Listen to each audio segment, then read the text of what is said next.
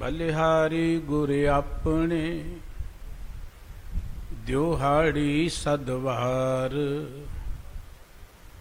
जिन मानस ते देवते किए करत न लागी वार। तुद आगे अरदास हमारी जियो पिंड सब तेरा। कहो नानक सब तेरी वड्याई कोई नाऊ ना जाने मेरा। कहो नानक सब तेरी वड्याई कोई नाऊ ना जाने मेरा। चवर छत्र तख्त दे मालिक सतगुरु जुग जुग अटल बाणी दे बोहित अते ब्रह्म ज्ञान दे सागर धन श्री गुरु ग्रंथ साहिब जी की पावन पवित्र हजूरी का आनंद मान रहे। गुरबाणी कीर्तन दे राही परम पिता वाहिगुरु जी की सिफत सलाह विच जुड़ के अपने जीवन दीयां घड़ियां नूं सफल बना रहे गुरु सवारे सतसंगी जनों, वाहिगुरु जी का खालसा वाहिगुरु जी की फतेह। वाहिगुरु जी की बख्शिश होई है जो रात्रि दे दीवान च जुड़ बैठन का सुभाग प्राप्त होया है। गुरु के कीर्तनिया ने बड़े प्यार नाल गुरबाणी कीर्तन राही आप जी नूं प्रभु प्यार च जोड़े है। समूह सिख संगत धन गुरु रामदास जी महाराज का पावन प्रकाश दिहाड़ा मना रही ने। वो निमरता दे घर वो सेवा दे पुंज सतगुरु जिन्हां ने सिख कौम की उसारी विच बहुत वड्डा योगदान पाया। उस महान सतगुरु जी का जीवन समुंदर वत है, जिवें समुंदर रत्नां नाल मोतियां नाल भरपूर हुंदा है। गुरु साहिब जी का जीवन भी आत्मिक गुणां दे नाल भरपूर है।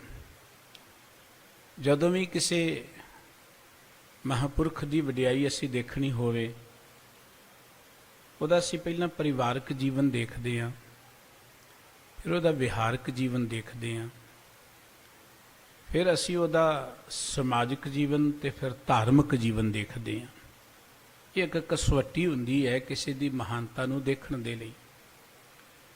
कुछ लोग होंदे ने जिन्हां दा परिवारक जीवन तो भावें ठीक होए, सारियां दा नहीं हुंदा, कईयां दा नहीं भी हुंदा। चलो किसी का जे परिवारक जीवन ठीक हुंदा है जो अपने परिवार नूं पालण दे लई, परिवार की संभाल दे लई विहार वधिया नहीं हुंदा। आम ये लोग सुने ने आपां जिहड़े कहिंदे जे असीं झूठ ना बोलीए तो परिवार नहीं पालिया जा सकदा। परिवार की खातर विहार मनुख दा ठीक नहीं रहिंदा। इह परिवार का कसूर कोई नहीं है, ये मनुख की अपनी सोच है। जे किसी का परिवारक जीवन भी ठीक होवे, विहारक जीवन भी ठीक होवे, ਉਹਦਾ कई बार समाज ਵਿੱਚ ਵਧੀਆ ਥਾਂ नहीं ਹੁੰਦਾ। समाज ਦੇ ਨਾਲ ਉਹਦਾ ਤਾਲਮੇਲ नहीं बैठता। समाजिक जीवन कह लो ਵਧੀਆ नहीं ਹੁੰਦਾ। ਕਿਸੇ ਦਾ समाजिक जीवन भी ਵਧੀਆ ਹੋਵੇ, समाज 'ਚ ਚੰਗਾ ਮਾਣ ਹੋਏ, ਰੁਤਬਾ ਹੋਏ, ਵਡਿਆਈ ਹੋਏ, ਉਹਦਾ ਧਾਰਮਿਕ ਜੀਵਨ ਨਹੀਂ ਕਈ ਵਾਰੀ ਵਧੀਆ ਹੁੰਦਾ। ਆਪਾਂ ਇਹ ਕਹਿ ਸਕਦੇ ਹਾਂ ਕਿ ਇੱਕ ਹੀ ਵਿਅਕਤੀ 'ਚ ਜੋ ਪਰਿਵਾਰਕ ਤੌਰ 'ਤੇ ਵੀ, ਵਿਹਾਰਕ ਤੌਰ 'ਤੇ ਵੀ, ਸਮਾਜਿਕ ਤੌਰ 'ਤੇ ਵੀ ਜਾਂ ਧਾਰਮਿਕ ਤੌਰ 'ਤੇ ਵੀ ਨਿਪੁੰਨ ਹੋਏ, ਇਹ ਗੱਲਾਂ ਲੱਭਣੀਆਂ ਬੜੀਆਂ ਔਖੀਆਂ ਨੇ। ਅਸੀਂ ਸਤਿਗੁਰੂ ਗੁਰੂ ਰਾਮਦਾਸ ਜੀ ਮਹਾਰਾਜ ਦੇ ਪਿਆਰ ਵਿੱਚ ਜੁੜੇ ਹਾਂ, ਜਿਨ੍ਹਾਂ ਦਾ ਜਦੋਂ ਅਸੀਂ ਪਰਿਵਾਰਕ ਜੀਵਨ ਦੇਖਦੇ ਹਾਂ 1634 ਈਸਵੀ ਵਿੱਚ ਲਾਹੌਰ ਦੇ ਵਿੱਚ ਆਪ ਜੀ ਦਾ ਪ੍ਰਗਾਸ ਹੁੰਦਾ ਹੈ। ਇਹ ਧਿਆਨ ਨਾਲ ਦੇਖਿਓ, ਉਹ ਸਮਾਂ ਹੈ ਜਦੋਂ ਲਾਹੌਰ ਦੇ ਨੇੜੇ ਹੀ ਕਰਤਾਰਪੁਰ ਸਾਹਿਬ ਗੁਰੂ ਨਾਨਕ ਸਾਹਿਬ ਜੀ ਮਹਾਰਾਜ ਵਿਰਾਜਮਾਨ ਨੇ। ਜਦੋਂ ਗੁਰੂ ਨਾਨਕ ਸਾਹਿਬ ਜੀ ਦੀ ਹਜ਼ੂਰੀ 'ਚ ਤਕਰੀਬਨ 1532 ਵਿੱਚ ਭਾਈ ਲਹਿਣਾ ਜੀ ਸਤਿਗੁਰੂ ਜੀ ਦੀ ਹਜ਼ੂਰੀ 'ਚ ਆ ਗਏ ਸਨ, ਸੇਵਾ ਕਰਨ ਲੱਗ ਪਏ ਸਨ। ਭਾਵ ਗੁਰੂ ਨਾਨਕ ਸਾਹਿਬ ਜੀ ਮਹਾਰਾਜ ਕਰਤਾਰਪੁਰ ਵਿੱਚ ਨੇ, ਭਾਈ ਲਹਿਣਾ ਜੀ ਉਹਨਾਂ ਦੀ ਹਜ਼ੂਰੀ 'ਚ ਸੇਵਾ ਕਰ ਰਹੇ ਨੇ। ਇਹ ਉਹੀ ਸਮਾਂ ਹੈ ਜਦੋਂ ਬਾਸਰਕੇ ਨਗਰ ਵਿੱਚ ਬਾਬਾ ਅਮਰਦਾਸ ਜੀ ਅਜੇ ਜਿਗਿਆਸੂ ਰੂਪ 'ਚ ਫੇਰ ਰਹੇ ਨੇ। ਨੇੜੇ ਨੇੜੇ 4 ਗੁਰੂ ਸਾਹਿਬ ਜੀ ਸਰੀਰਕ ਤੌਰ ਤੇ ਇੱਕੋ ਸਮੇਂ 'ਚ ਵਿਚਰ ਰਹੇ ਨੇ। ਇਹ ਉਹ ਸਮਾਂ ਹੈ। ਇਤਿਹਾਸ ਕਹਿੰਦਾ ਆਪ ਜੀ ਦੇ ਇੱਕ ਭਾਈ ਸਾਹਿਬ ਹੋਰ ਵੀ ਸਨ, ਇੱਕ ਭੈਣ ਸੀ। ਅਜੇ ਆਪ ਜੀ ਦੀ ਥੋੜ੍ਹੀ ਜਿਹੀ ਉਮਰ ਸੀ ਜਦੋਂ ਮਾਤਾ ਜੀ ਚੜ੍ਹਾਈ ਕਰ ਗਏ। ਮਾਤਾ ਦਿਆ ਕੌਰ ਜੀ, ਪਿਤਾ ਹਰੀਦਾਸ ਜੀ। 7 ਕੁ ਸਾਲ ਦੇ ਹੋਏ ਬਾਪੂ ਜੀ ਵੀ ਚਲਾਣਾ ਕਰ ਗਏ। ਉਹਨਾਂ ਦੇ ਪਰਿਵਾਰਕ ਜੀਵਨ ਦੀ ਗੱਲ ਅਸੀਂ ਕਹਿ ਰਹੇ ਹਾਂ। ਹੁਣ ਪਰਿਵਾਰ ਵਿੱਚ ਬਾਕੀ ਛੋਟੇ ਨੇ ਆਪ ਨਾਲੋਂ, ਆਪ ਵੱਡੇ ਨੇ। ਵੱਡੇ ਹੋਣ ਦੇ ਨਾਤੇ ਇਹਨਾਂ ਨੂੰ ਜੇਠਾ ਕਿਹਾ ਜਾਂਦਾ ਸੀ। ਨਾਂ ਰਾਮਦਾਸ ਜੀ ਸੀ ਆਰੰਭ ਤੋਂ ਹੀ। ਜੇਠਾ ਜੀ ਇਸ ਕਰਕੇ ਆਪਣੇ ਪਰਿਵਾਰਾਂ 'ਚ ਆਮ ਦੇਖਦੇ ਹਿੰਦੂ ਸਮਾਜ ਵਿੱਚ ਵੱਡੇ ਬੱਚੇ ਨੂੰ ਜੇਠਾ ਕਿਹਾ ਜਾਂਦਾ ਸੀ। ਨਾਨੀ ਮਾਂ ਨੂੰ ਪਤਾ ਲੱਗਿਆ ਹੈ, ਉਹ ਨਾਨੀ ਮਾਂ ਇਹਨਾਂ ਨੂੰ ਇੱਥੇ ਨਾਨਕੇ ਲੈ ਆਈ ਹੈ। ਪਰਿਵਾਰ ਪਿੱਛੇ ਕੋਈ ਨਹੀਂ ਰਹਿ ਗਿਆ। ਹੋਰ ਕਿਸੇ ਸ਼ਰੀਕ ਨੇ, ਭਾਈਚਾਰੇ ਨੇ ਆਪ ਜੀ ਨੂੰ ਕੋਈ ਆਸਰਾ ਨਾ ਦਿੱਤਾ। ਨਾਨਕਿਆਂ ਦੇ ਘਰ 'ਚ ਆ ਕੇ ਘੁੰਗਣੀਆਂ ਵੇਚ ਕੇ ਕਿਰਤ ਕਰਨ ਲੱਗ ਪਏ। ਇਹਦੋਂ ਅੱਗੇ ਜਦੋਂ ਅਸੀਂ ਦੇਖਦੇ ਹਾਂ, ਆਪ ਜੀ ਦਾ ਮੇਲ ਸਤਿਗੁਰੂ ਗੁਰੂ ਅਮਰਦਾਸ ਜੀ ਮਹਾਰਾਜ ਦੇ ਨਾਲ ਹੁੰਦਾ ਹੈ। ਸਤਿਗੁਰੂ ਗੁਰੂ ਅਮਰਦਾਸ ਜੀ ਦੇ ਕੋਲ ਸੇਵਾ ਕਰਦੇ ਹਾਂ, ਕਿਰਤ ਕਰਦੇ ਹਾਂ, ਉਹਨਾਂ ਦੀ ਬਖਸ਼ਿਸ਼ ਹੁੰਦੀ ਹੈ। ਆਪ ਜੀ ਦੀ ਰਿਸ਼ਤੇਦਾਰੀ ਬਣ ਜਾਂਦੀ ਉਹਨਾਂ ਦੇ ਨਾਲ। ਇਵੇਂ ਕਹਿ ਲਓ ਗੁਰੂ ਅਮਰਦਾਸ ਜੀ ਦੇ ਆਪ ਜੀ ਜਵਾਈ ਬਣ ਜਾਂਦੇ ਨੇ, ਕਿਉਂਕਿ ਅਸੀਂ ਗੱਲ ਪਰਿਵਾਰਕ ਜੀਵਨ ਦੀ ਕਰ ਰਹੇ ਹਾਂ। ਹੁਣ ਸਹੁਰਾ ਘਰ ਹੈ ਗੋਇੰਦਵਾਲ ਸਾਹਿਬ ਉਹਨਾਂ ਦਾ। ਅਸੀਂ ਜਦੋਂ ਆਪਣੇ ਸਮਾਜ ਵਿੱਚ ਨਜ਼ਰ ਮਾਰੀਏ ਨਾ, ਆਮ ਦੇਖਦੇ ਹਾਂ ਕੋਈ ਵਿਆਹਿਆ ਜਾਏ ਤੇ ਸਹੁਰੇ ਘਰ ਜਾਂਦਾ ਹੈ, ਬੜੀ ਮਜ਼ਾਜ ਦੇ ਨਾਲ ਚੱਲਦਾ ਹੈ। ਉਹਦਾ ਬੋਲ ਚਾਲ ਜਿਹੜਾ ਨਾ ਕੋਈ ਵੱਖਰਾ ਜਿਹਾ ਹੀ ਹੁੰਦਾ। ਤੇ ਜ਼ਿਆਦਾਤਰ ਜੋ ਸਾਡੇ ਸਮਾਜ ਦੇ ਵਿੱਚ ਇੱਕ ਸੋਚ ਬਣੀ ਹੋਈ ਹੈ, ਜਵਾਈ ਦੇ ਆਉਣ ਤੇ ਭਾਜੜਾਂ ਹੀ ਪੈ ਜਾਂਦੀਆਂ ਨੇ, ਕਿਤੇ ਕੁਛ ਸੇਵਾ 'ਚ ਕਮੀ ਨਾ ਰਹਿ ਜਾਏ। ਤੇ ਜਵਾਈ ਵੀ ਆਪਣੇ ਆਪ ਨੂੰ ਥਾਣੇਦਾਰ ਸਮਝਦਾ ਉੱਥੇ ਬੈਠਾ। ਇਹ ਸਮਾਜ ਹੈ ਸਾਡਾ। ਹੁਣ ਗੁਰੂ ਰਾਮਦਾਸ ਜੀ ਦਾ ਸਮਾਜਿਕ ਜੀਵਨ ਦੇਖੋ। ਆਪਣੇ ਸਹੁਰੇ ਘਰ 'ਚ ਰਹਿੰਦੇ ਨੇ, ਪਰ ਗੁਰੂ ਘਰ ਦੀ ਸੇਵਾ ਕਰਨੀ ਉਹਨੇ ਬੰਦ ਨਹੀਂ ਕੀਤੀ। ਸਿਰ ਤੇ ਟੋਕਰੀ ਲੈ ਕੇ ਸੇਵਾ ਕਰ ਰਹੇ ਨੇ। ਨਿਮਰਤਾ ਕਿੰਨੀ ਹੈ ਉੱਥੇ, ਕਦੀ ਵੀ ਉਹਨਾਂ ਨੇ ਇਹ ਨਹੀਂ ਦਰਸਾਇਆ। ਹਾਲਾਂਕਿ ਲਾਹੌਰ ਤੋਂ ਆਏ ਹੋਏ ਕੁਝ ਸੋਢੀਆਂ ਨੇ ਗਿਲਾ ਕੀਤਾ, ਓਏ ਜੇ ਟੋਕਰੀ ਢੋਣੀ ਸੀ ਸਹੁਰਿਆਂ ਦੇ ਘਰ 'ਚ ਢੋਣੀ ਸੀ, ਇਹੀ ਥਾਂ ਤੈਨੂੰ ਲੱਭਿਆ, ਤੂੰ ਤੇ ਸਾਡੀ ਨੱਕ ਵਢਾ ਦਿੱਤੀ ਹੈ, ਸਾਡੀ ਕੁੱਲ ਨੂੰ ਦਾਗ ਲਗਾ ਦਿੱਤਾ ਹੈ। ਲੇਕਿਨ ਉੱਥੇ ਰਹਿੰਦਿਆਂ ਹੋਇਆਂ ਕਿੰਨੀ ਨਿਮਰਤਾ ਹੈ ਆਪ ਜੀ ਦੇ ਮਨ 'ਚ, ਕਿੰਨੀ ਸੇਵਾ ਭਾਵਨਾ ਹੈ ਆਪ ਜੀ ਦੇ ਮਨ 'ਚ। ਇੱਥੇ ਬਸ ਨਹੀਂ ਹੈ। ਫਿਰ ਆਪ ਜੀ ਦੇ ਵਾਹਿਗੁਰੂ ਜੀ ਦੇ ਹੁਕਮ 'ਚ 3 ਪੁੱਤਰ ਪੈਦਾ ਹੁੰਦੇ ਨੇ।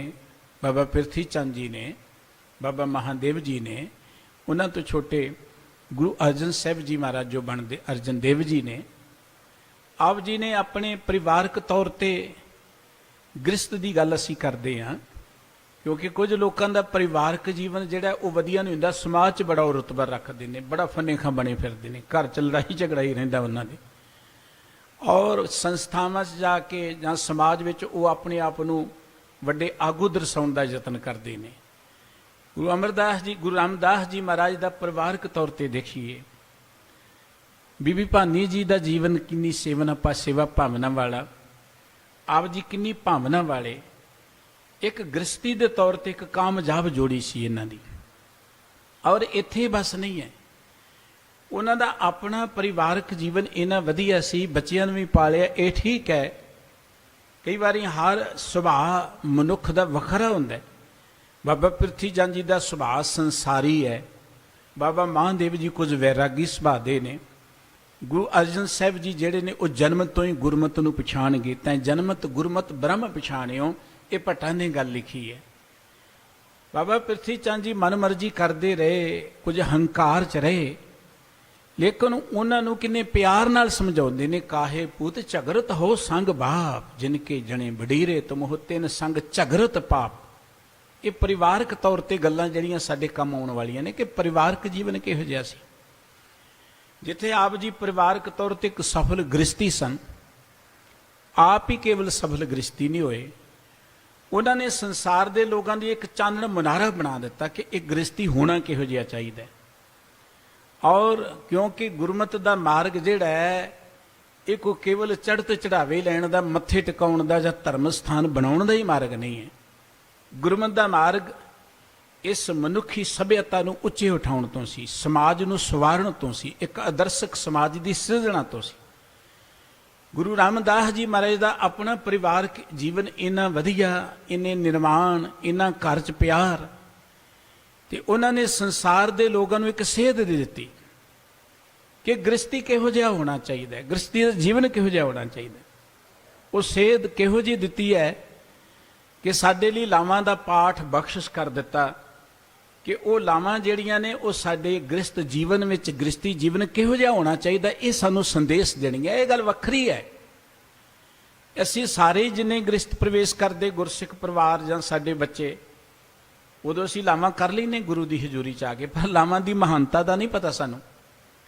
ਲਾਵਾਂ ਦੀ ਵਡਿਆਈ ਕੀ ਹੈ ਇਹ ਅਸੀਂ ਇੱਕ ਫਾਰਮੈਲਿਟੀ ਸਮਝਦੇ ਹਾਂ। ਮੈਂ ਅੱਗੇ ਵੀ ਇੱਕ ਦਿਨ ਗੱਲ ਕੀਤੀ ਸੀ, ਅਕਸਰ ਕਰਦਾ ਹਾਂ ਕਿ ਸਾਡੇ ਘਰਾਂ 'ਚ ਜਦੋਂ ਵਾਹਿਗੁਰੂ ਬੱਚਿਆਂ ਦੀ ਦਾਤ ਦਿੰਦਾ ਹੈ ਨਾ, ਅਸੀਂ ਬੜੀਆਂ ਰੀਝਾਂ ਪਾਲਦੇ ਹਾਂ, ਬੜੀਆਂ ਸਦਰਾਂ ਹੁੰਦੀਆਂ ਨੇ ਮਾਂ ਪਿਓ ਦੀਆਂ, ਬੱਚਾ ਬੱਚੀ ਵੱਡੇ ਹੋਣਗੇ, ਪੜ੍ਹਾਵਾਂਗੇ, ਇਹਨਾਂ ਨੂੰ ਚੰਗੇ ਘਰਾਂ 'ਚ ਵਿਆਹਾਂਗੇ, ਵਧੀਆ ਸ਼ਾਨ ਨਾਲ ਵਿਆਹ ਕਰਾਂਗੇ।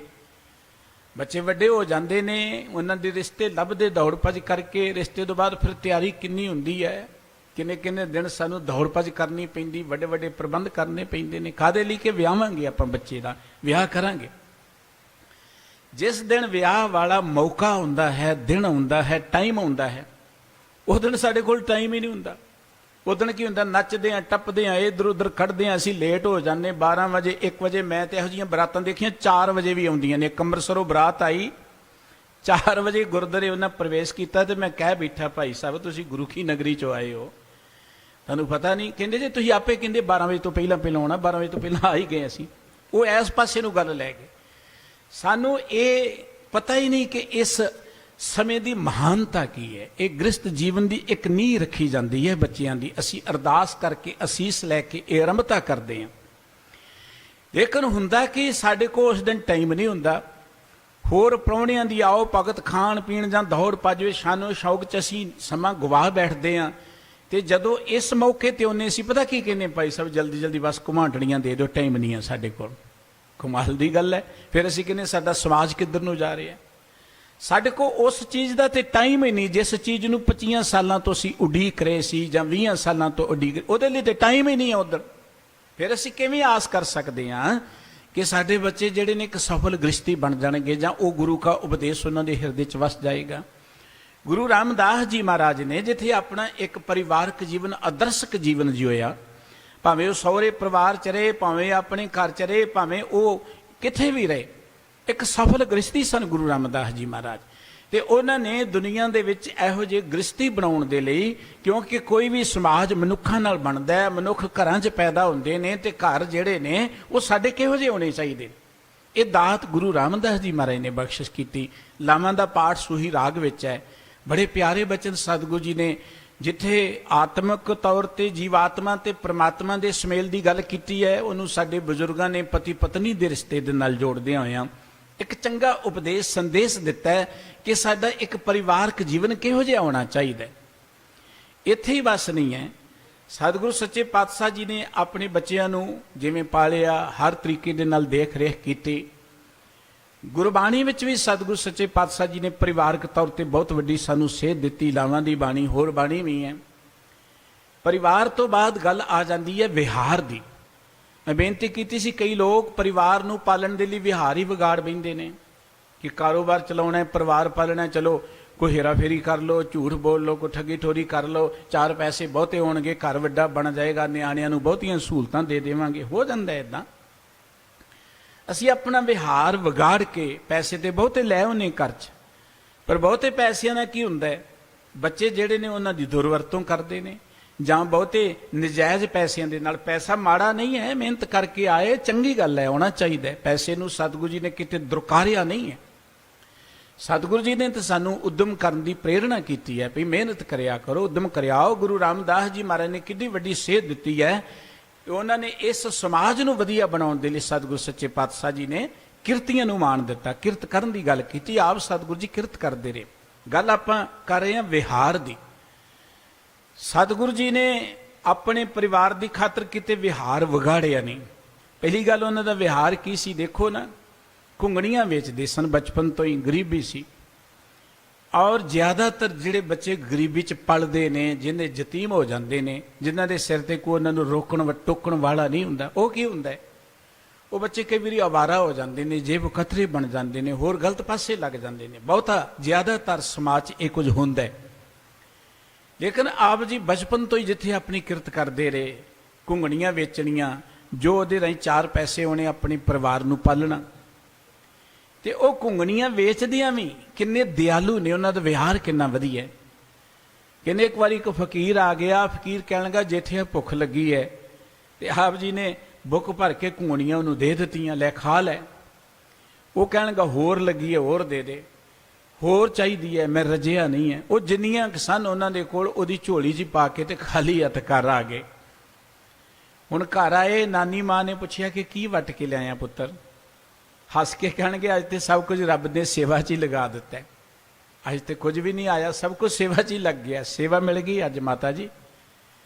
ਤੇ ਉਸ ਨਾਨੀ ਮਾਂ ਨੇ ਇੱਕ ਗੱਲ ਕਹੀ ਦਿਲੋਂ ਗਹਿਰਾਈਆਂ ਤੋਂ, ਹੋਕਾ ਜਲਨੀ ਰੱਬਾ, ਇਸ ਬੱਚੇ ਨੂੰ ਦਿਲ ਬੜਾ ਵੱਡਾ ਦਿੱਤਾ ਤੂੰ, ਪਰ ਧਨ ਇੰਨਾ ਨਹੀਂ ਦਿੱਤਾ। ਦਿਲ ਬੜਾ ਵੱਡਾ ਹੈ ਕਿ ਇਹ ਆਪਣਾ ਜੋ ਕੁਝ ਵੰਡ ਕੇ ਹੀ ਆ ਜਾਂਦਾ, ਇਹ ਵਿਹਾਰ ਇਹਦਾ। ਉਹ ਨਾਨੀ ਮਾਂ ਕੀ ਜਾਣਦੀ ਸੀ ਕਿ ਜਿਹੜਾ ਹੁਣ ਵਿਹਾਰ ਇਹਨੇ, ਜਿਹੜਾ ਭੁੱਖਿਆਂ ਨੂੰ ਰੋਟੀ ਖਵਾ ਰਿਹਾ ਹੈ, ਉਹਦੇ ਲੰਗਰਾਂ 'ਚੋਂ ਤੇ ਲੱਖਾਂ ਹੀ ਲੋਕਾਂ ਨੇ ਰੋਟੀ ਖਾ ਕੇ ਕਹਿਣਾ ਧੰਨ ਗੁਰੂ ਰਾਮਦਾਸ ਜੀ ਮਹਾਰਾਜ। ਤੁਸੀਂ ਇਤਿਹਾਸ ਪੜ੍ਹੋਗੇ, ਦੇਖੋਗੇ, ਜਿੰਨਾ ਇਹ ਬਚਨ ਧੰਨ ਗੁਰੂ ਰਾਮਦਾਸ ਆਪ ਜੀ ਦੇ ਪ੍ਰਥਾਏ ਕਹਿਣ ਨੂੰ ਮਿਲਦਾ ਹੈ ਨਾ, ਇਹ ਇੱਕ ਕਿਸਮ ਦੀ ਮਿਸਾਲ ਹੈ। ਇੱਕ ਉਹ ਬੱਚਾ ਜਿਹੜਾ ਯਤੀਮ ਹੋਏ, ਜਿਹੜਾ ਘੁੰਗਣੀਆਂ ਵੇਚਦਾ ਹੋਏ, ਉਹ ਐਡਾ ਮਹਾਨ ਬਣ ਜੇ ਕਿ ਸਾਰੀ ਦੁਨੀਆ ਧੰਨ ਗੁਰੂ ਰਾਮਦਾਸ ਉਹਨਾਂ ਨੂੰ ਕਹੇ। ਸੋਢੀ ਸੁਲਤਾਨ ਕਹਿ ਕੇ ਚੇਤੇ ਕਰਦੇ ਆਪਾਂ ਉਹਨਾਂ ਨੂੰ, ਸਤਿਗੁਰ ਸੱਚੇ ਪਾਤਸ਼ਾਹ ਜੀ ਨੂੰ। ਵਿਹਾਰਕ ਤੌਰ ਤੇ ਇੰਨੇ ਸੁਥਰੇ ਕਿ ਕਦੀ ਕਿਤਿਓਂ ਉਲਾਮਾ ਨਹੀਂ ਆਇਆ ਕਿ ਕਿਸੇ ਦਾ ਪੈਸਾ ਦੇਣਾ ਜਾਂ ਕਿਸੇ ਨਾਲ ਕੋਈ ਹੇਰਾ ਫੇਰੀ ਕੀਤੀ ਹੈ, ਸਗੋਂ ਆਪਣੇ ਕੋਲ ਜੋ ਹੈ ਉਹ ਵੀ ਲੁਟਾ ਕੇ ਘਰ ਆਏ ਨੇ। ਔਰ ਉਹ ਸੁਭਾਅ ਬਣ ਗਿਆ, ਉਹਨਾਂ ਤੋਂ ਬਾਅਦ ਵੀ ਉਹਨਾਂ ਦੇ ਲੰਗਰ 'ਚ ਖੁੱਲੇ ਗੱਫੇ ਚੱਲਦੇ ਨੇ। ਇਸੀ ਵਿਹਾਰ ਸਤਿਗੁਰੂ ਗੁਰੂ ਰਾਮਦਾਸ ਜੀ ਮਹਾਰਾਜ ਦਾ। ਕਈ ਲੋਕਾਂ ਦਾ ਪਰਿਵਾਰਕ ਜੀਵਨ ਭਾਵੇਂ ਵਧੀਆ ਹੋਏ, ਵਿਹਾਰਕ ਜੀਵਨ ਵੀ ਵਧੀਆ ਹੋਏ, ਪਰ ਸਮਾਜ ਵਿੱਚ ਕੋਈ ਉਹਨਾਂ ਦੀ ਥਾਂ ਨਹੀਂ ਬਣਦੀ, ਜਾਂ ਸਮਾਜ ਵਿੱਚ ਕੋਈ ਉਹਨਾਂ ਦਾ ਕੋਈ ਬਹੁਤਾ ਤਾਲਮੇਲ ਜਿਹਾ ਨਹੀਂ ਹੁੰਦਾ, ਸਮਾਜ ਨਾਲ ਉਹਨਾਂ ਦੀ ਕੋਈ ਸਾਂਝ ਨਹੀਂ ਹੁੰਦੀ। ਲੇਕਿਨ ਆਪ ਜੀ ਦਾ ਜਦੋਂ ਅਸੀਂ ਸਮਾਜਿਕ ਜੀਵਨ ਵੀ ਦੇਖਦੇ ਹਾਂ, ਆਪ ਜੀ ਨੇ ਸਮਾਜ ਦੇ ਨਾਲ ਪੂਰੀ ਸਾਂਝ ਹੀ ਨਹੀਂ ਬਣਾਈ, ਸਮਾਜ ਨੂੰ ਵਧੀਆ ਬਣਾਉਣ ਲਈ, ਸਮਾਜ ਨੂੰ ਉੱਚੀਆਂ ਚੁੱਕਣ ਦੇ ਲਈ ਸਤਿਗੁਰੂ ਗੁਰੂ ਰਾਮਦਾਸ ਜੀ ਮਹਾਰਾਜ ਨੇ ਭਰਪੂਰ ਬਖਸ਼ਿਸ਼ ਕੀਤੀ ਸਾਡੇ ਉੱਪਰ। ਮੈਂ ਪਰਸੋਂ ਵੀ ਬੇਨਤੀ ਕਰ ਰਿਹਾ ਸਾਂ ਕਿ ਪੰਜਾਬ ਜਾਂ ਪੰਜਾਬੀ ਸਮਾਜ ਜਿਹੜਾ ਹੈ ਨਾ, ਇਹਨਾਂ ਤੇ ਗੁਰੂਆਂ ਦੀ ਬੜੀ ਬਖਸ਼ਿਸ਼ ਹੈ। ਇਹ ਪੰਜਾਬੀਅਤ ਤੇ ਪੰਜਾਬ ਗੁਰੂਆਂ ਦੀ ਕਿਰਪਾ ਸਦਕਾ ਇੱਥੇ ਵਸਦਾ ਹੈ। ਜਿਹੜੀ ਗੱਲ ਭਗਤ ਪੂਰਨ ਸਿੰਘ ਨੇ ਕਹੀ ਸੀ ਨਾ, ਪ੍ਰੋਫੈਸਰ ਪੂਰਨ ਸਿੰਘ ਜੀ ਨੇ, ਕਿ ਪੰਜਾਬ ਵਸਦਾ ਗੁਰਾਂ ਦੇ ਨਾਂ ਤੇ। ਇਹ ਦਾਤਾਂ, ਇਹ ਸਰਦਾਰੀਆਂ, ਇਹ ਵੱਡੇ ਦਿਲ ਸਾਨੂੰ ਸਾਡੇ ਸਤਿਗੁਰੂ ਜੀ ਨੇ ਦਿੱਤੇ ਨੇ, ਇਹ ਗੁਰੂ ਰਾਮਦਾਸ ਜੀ ਮਹਾਰਾਜ ਦੀ ਬਖਸ਼ਿਸ਼ ਹੋਈ। ਤੇ ਆਪ ਜੀ ਦਾ ਜਦੋਂ ਸਮਾਜਿਕ ਜੀਵਨ ਅਸੀਂ ਦੇਖਦੇ ਹਾਂ, ਕਈ ਲੋਕ ਜਿਹੜੇ ਨੇ ਉਹ ਜਦੋਂ ਕਿਸੇ ਉੱਚੇ ਰੁਤਬੇ ਤੇ ਚਲੇ ਜਾਣ ਨਾ, ਫਿਰ ਸਮਾਜ ਨਾਲੋਂ ਟੁੱਟ ਜਾਂਦੇ ਨੇ, ਜਾਂ ਲੋਕਾਂ ਦੇ ਨਾਲ ਕੋਈ ਬਹੁਤਾ ਵਿਹਾਰ ਨਹੀਂ ਰੱਖਦੇ। ਆਮ ਦੇਖਦੇ ਆ ਆਪਣੇ ਆਲੇ ਦੁਆਲੇ, ਪਹਿਲਾਂ ਸਾਡੇ ਵਿੱਚ ਹੀ ਹੁੰਦੇ ਨੇ, ਤੇ ਜੇ ਕਿਤੇ ਗਲਤੀ ਨਾਲ ਰੱਬ ਕੋ ਉਹਨਾਂ ਨੂੰ ਰੁਤਬਾ ਦੇ ਦੇਵੇ, ਉਹ ਬੋਲਦੇ ਹੀ ਨਹੀਂ, ਉਹਨਾਂ ਨੂੰ ਮਿਲਣਾ ਹੀ ਬੜਾ ਔਖਾ ਹੋ ਜਾਂਦਾ। ਔਰ ਲੋਕਾਂ ਦੇ ਨਾਲੋਂ ਰਿਸ਼ਤੇਦਾਰੀਆਂ ਤੋਂ, ਰਿਸ਼ਤੇਦਾਰਾਂ ਤੱਕ ਨਹੀਂ ਮਿਲਦੇ, ਮੁੜ ਕੇ ਉਹ ਸਮਾਜ ਤੋਂ ਵੱਖਰੇ ਜਿਹੇ ਹੋ ਕੇ ਬੈਠ ਜਾਂਦੇ ਨੇ। ਲੇਕਿਨ ਆਪ ਜੀ ਦਾ ਸਮਾਜਿਕ ਜੀਵਨ ਜਦੋਂ ਅਸੀਂ ਦੇਖਦੇ ਹਾਂ, ਜੇ ਆਪ ਜੀ ਗੋਇੰਦਵਾਲ ਸਾਹਿਬ ਜੀ ਵਿੱਚ ਸੇਵਾ ਕਰਦੇ ਨੇ, ਸਮਾਜ ਦੇ ਲੋਕ ਆਏ ਤੇ ਉਹਨਾਂ ਨੂੰ ਵੀ ਪਿਆਰ ਨਾਲ ਮਿਲੇ ਨੇ। ਆਪ ਜੀ ਗੁਰਤਾ ਗੱਦੀ ਤੇ ਬੈਠ ਗਏ, ਗੁਰਤਾ ਗੱਦੀ ਤੇ ਬੈਠ ਕੇ ਉਹਨਾਂ ਕੋਲ ਸਮਾਜ ਨਾਲੋਂ ਟੁੱਟੇ ਨਹੀਂ, ਸਗੋਂ ਸਮਾਜ ਦੇ ਪ੍ਰਥਾਏ ਬਹੁਤ ਕੁਝ ਕੀਤਾ। ਮੈਂ ਬੇਨਤੀ ਕੀਤੀ ਸੀ, ਵੱਡੇ ਰੁਤਬੇ ਤੇ ਜਾ ਕੇ ਕਈ ਵਾਰੀ ਕੋਈ ਬੰਦਾ ਆਪਣੇ ਸਮਾਜ ਤੋਂ ਵੱਖਰਾ ਹੋ ਜਾਂਦਾ ਹੈ। ਇਤਿਹਾਸ ਪੜ੍ਹੀਏ, ਆਪ ਜੀ ਗੁਰਤਾ ਗੱਦੀ ਤੇ ਵੀ ਬੈਠ ਗਏ, ਲੇਕਿਨ ਉਹਨਾਂ ਨੇ ਆਪਣੇ ਸਮਾਜ ਨੂੰ, ਭਾਈਚਾਰੇ ਨੂੰ ਵਿਸਾਰਿਆ ਨਹੀਂ। ਇਹ ਨਹੀਂ ਖਿਆਲ ਕੀਤਾ ਕਿ ਜਿਹੜਾ ਲਾਹੌਰ ਦੇ ਸੋਢੀ ਨੇ, ਇਹਨਾਂ ਨੇ ਉਸ ਵੇਲੇ ਤੇ ਮੇਰੀ ਗੱਲਬਾਤ ਹੀ ਨਹੀਂ ਪੁੱਛੀ ਜਦੋਂ ਮੈਂ ਇਕੱਲਾ ਰਹਿ ਗਿਆ ਸਾਂ, ਜਾਂ ਜਦੋਂ ਮੈਂ ਯਤੀਮ ਹੋ ਗਿਆ ਸਾਂ, ਇਹ ਕੋਈ ਗਿਲਾ ਨਹੀਂ ਕੀਤਾ। ਜੇ ਲਾਹੌਰ ਤੋਂ ਉਹਨਾਂ ਦੇ ਤਾਏ ਦੇ ਪੁੱਤਰ ਆ ਕੇ ਬੇਨਤੀ ਕਰਦੇ ਨੇ ਕਿ ਸਾਡੇ ਵਿਆਹ ਹੈ, ਭਾਵੇਂ ਆਪ ਸਰੀਰ ਕੰਮਾਂ ਕਾਰਾਂ ਕਰਕੇ, ਵਿਹਾਰ ਕਰਕੇ ਨਹੀਂ ਜਾ ਸਕਦੇ, ਲੇਕਿਨ ਆਪ ਜੀ ਨੇ ਉਚੇਚੇ ਤੌਰ ਤੇ ਆਪਣੇ ਪੁੱਤਰਾਂ ਨੂੰ ਜਾਣ ਲਈ ਕਿਹਾ ਕਿ ਜ਼ਰੂਰ ਜਾਣਾ ਚਾਹੀਦਾ ਹੈ, ਉਹ ਸਾਡਾ ਸਮਾਜ ਹੈ, ਉਹ ਸਾਡਾ ਪਰਿਵਾਰ ਹੈ। ਬਾਬਾ ਪ੍ਰਿਥੀ ਚੰਦ ਜੀ ਨੂੰ ਕਿਹਾ, ਚਲੋ ਉਹ ਨਹੀਂ ਗਏ। ਬਾਬਾ ਮਾਨਦੇਵ ਜੀ ਨੇ ਵੀ ਜਾਣ ਤੋਂ ਇਨਕਾਰ ਕਰ ਦਿੱਤਾ। ਲੇਕਿਨ ਸਤਿਗੁਰੂ ਅਰਜਨ ਦੇਵ ਜੀ ਮਹਾਰਾਜ ਉਦੋਂ ਅਜੇ ਸੇਵਕ ਰੂਪ ਨੇ, ਉਹ ਉਚੇਚੇ ਤੌਰ ਤੇ ਗਏ, ਉਸ ਸਮਾਜ ਵਿੱਚ ਰਹੇ, ਕਾਰੋਬਾਰ ਵੀ ਜਿਹੜੇ ਸਮਾਜਿਕ ਸਨ ਉਹ ਕੀਤੇ। ਉਦੋਂ ਪਹਿਲਾਂ ਆਪ ਜੀ ਵੀ ਲਾਹੌਰ 'ਚ ਉਚੇਚੇ ਤੌਰ ਤੇ ਗਏ। ਗੁਰਤਾ ਗੱਦੀ ਜਦੋਂ ਬੈਠਦੇ ਨੇ, ਜਿੱਥੇ ਆਪ ਜੀ ਦਾ ਜਨਮ ਸਥਾਨ ਹੈ, ਉੱਥੇ ਵੀ ਧਰਮਸਾਲ ਬਣਾਉਂਦੇ ਨੇ, ਜਾ ਕੇ ਸਮਾਜ ਦੇ ਲੋਕਾਂ ਨੂੰ ਮਿਲਦੇ ਨੇ, ਸਮਾਜ ਤੋਂ ਕੋਈ ਵੱਖਰੇ ਨਹੀਂ ਹੋ ਗਏ, ਸਮਾਜ ਨਾਲ ਜੁੜੇ ਵੀ ਰਹੇ ਤੇ ਇਸ ਸਮਾਜ ਨੂੰ ਹੋਰ ਉੱਚੀਆਂ ਚੁੱਕਣ ਦੇ ਲਈ ਬਹੁਤ ਵੱਡੀਆਂ ਦਾਤਾਂ ਉਹਨਾਂ ਨੇ ਦਿੱਤੀਆਂ। ਜਦੋਂ ਉਹਨਾਂ ਦੀ ਪਵਿੱਤਰ ਬਾਣੀ ਤੁਸੀਂ ਪੜ੍ਹੋਗੇ, ਦੇਖੋ ਸਮਾਜ ਦੇ ਵਿੱਚ ਦੁੱਖਾਂ ਦੀ ਕੀ ਹੁੰਦਾ, ਧੜੇਬੰਦੀਆਂ ਬੜੀਆਂ ਹੁੰਦੀਆਂ ਨੇ, ਜਾਤ ਪਾਤ ਦੇ ਨਾਂ ਦੇ ਉੱਪਰ, ਆਪਾਂ ਬਰਾਦਰੀਵਾਦ ਦੇ ਨਾਂ ਦੇ ਉੱਪਰ ਸਮਾਜ ਸਾਡਾ ਜਿਹੜਾ ਹੈ ਨਾ, ਇਹਦੇ ਵਿੱਚ ਕਈ ਦਰਾਰਾਂ ਪੈ ਜਾਂਦੀਆਂ ਨੇ। ਗੁਰੂ ਰਾਮਦਾਸ ਜੀ ਦੀ ਪਵਿੱਤਰ ਬਾਣੀ ਪੜ੍ਹੋ, ਉਹਨਾਂ ਨੇ ਧੜੇਬੰਦੀਆਂ ਤੋਂ ਉੱਠਣ ਦੀ ਗੱਲ ਕਹੀ ਹੈ ਕਿ ਇਹ ਧੜੇਬੰਦੀਆਂ ਜਿਹੜੀਆਂ ਕਦੀ ਸੁਖਦਾਇਕ ਨਹੀਂ ਹੈ। ਸਮਾਜ ਦੇ ਵਿੱਚ ਬੁਰਾਈਆਂ ਦੀ ਜਦੋਂ ਅਸੀਂ ਗੱਲ ਕਰਦੇ ਹਾਂ, ਬੜੀਆਂ ਕੁਰੀਤੀਆਂ ਉਦੋਂ ਵੀ ਸਨ, ਅੱਜ ਵੀ ਸਮਾਜ ਵਿੱਚ ਨੇ। ਧਰਮ ਦਾ ਅਰਥ ਕੀ ਹੈ? ਧਰਮ ਦਾ ਅਰਥ ਹੁੰਦਾ ਸਮਾਜ ਵਿੱਚੋਂ ਬੁਰਾਈਆਂ ਨੂੰ ਦੂਰ ਕਰਨਾ। ਧਾਰਮਿਕ ਉਹ ਨਹੀਂ ਜਿਹਨੇ ਮੇਰੇ ਵਾਂਗੂ ਚਿੱਟੇ ਕੱਪੜੇ ਪਾਏ ਨੇ ਜਾਂ ਉੱਚੇ ਥਾਂ ਤੇ ਬੈਠ ਕੇ ਬੋਲਦਾ, ਧਾਰਮਿਕ ਉਹ ਨਹੀਂ ਹੈ। ਧਾਰਮਿਕ ਤੇ ਉਹ ਹੈ ਜਿਹੜਾ ਸਮਾਜ ਵਿੱਚੋਂ ਬੁਰਾਈਆਂ ਨੂੰ ਦੂਰ ਕਰਨ ਲਈ ਸੰਘਰਸ਼ ਕਰਦਾ ਹੈ, ਜਿਹੜਾ ਬੁਰਾਈਆਂ ਦੇ ਖਿਲਾਫ ਇਨਕਲਾਬ ਲਿਆਉਂਦਾ ਹੈ। ਤੇ ਗੁਰੂ ਰਾਮਦਾਸ ਜੀ ਮਹਾਰਾਜ ਦੀ ਪਵਿੱਤਰ ਬਾਣੀ ਪੜ੍ਹੋ, ਉਹਨਾਂ ਨੇ ਸਮਾਜ ਵਿੱਚੋਂ ਬੁਰਾਈਆਂ ਨੂੰ ਦੂਰ ਕਰਨ ਲਈ ਬੜਾ ਸੰਘਰਸ਼ ਕੀਤਾ। ਜਿੱਥੇ ਸਮਾਜ ਨੂੰ ਵਧੀਆ ਬਣਾਉਣ ਲਈ ਉਹਨਾਂ ਨੇ ਲਾਵਾਂ ਦੀ ਬਾਣੀ ਬਖਸ਼ੀ। ਉਹਨਾਂ ਦੀ ਇੱਕ ਬੜੀ ਪਿਆਰੀ ਬਾਣੀ ਹੈ, ਵਿਆਹ ਦੇ ਪ੍ਰਥਾ ਤੇ ਬਹੁਤ ਸਾਰੇ ਬਚਨ ਨੇ।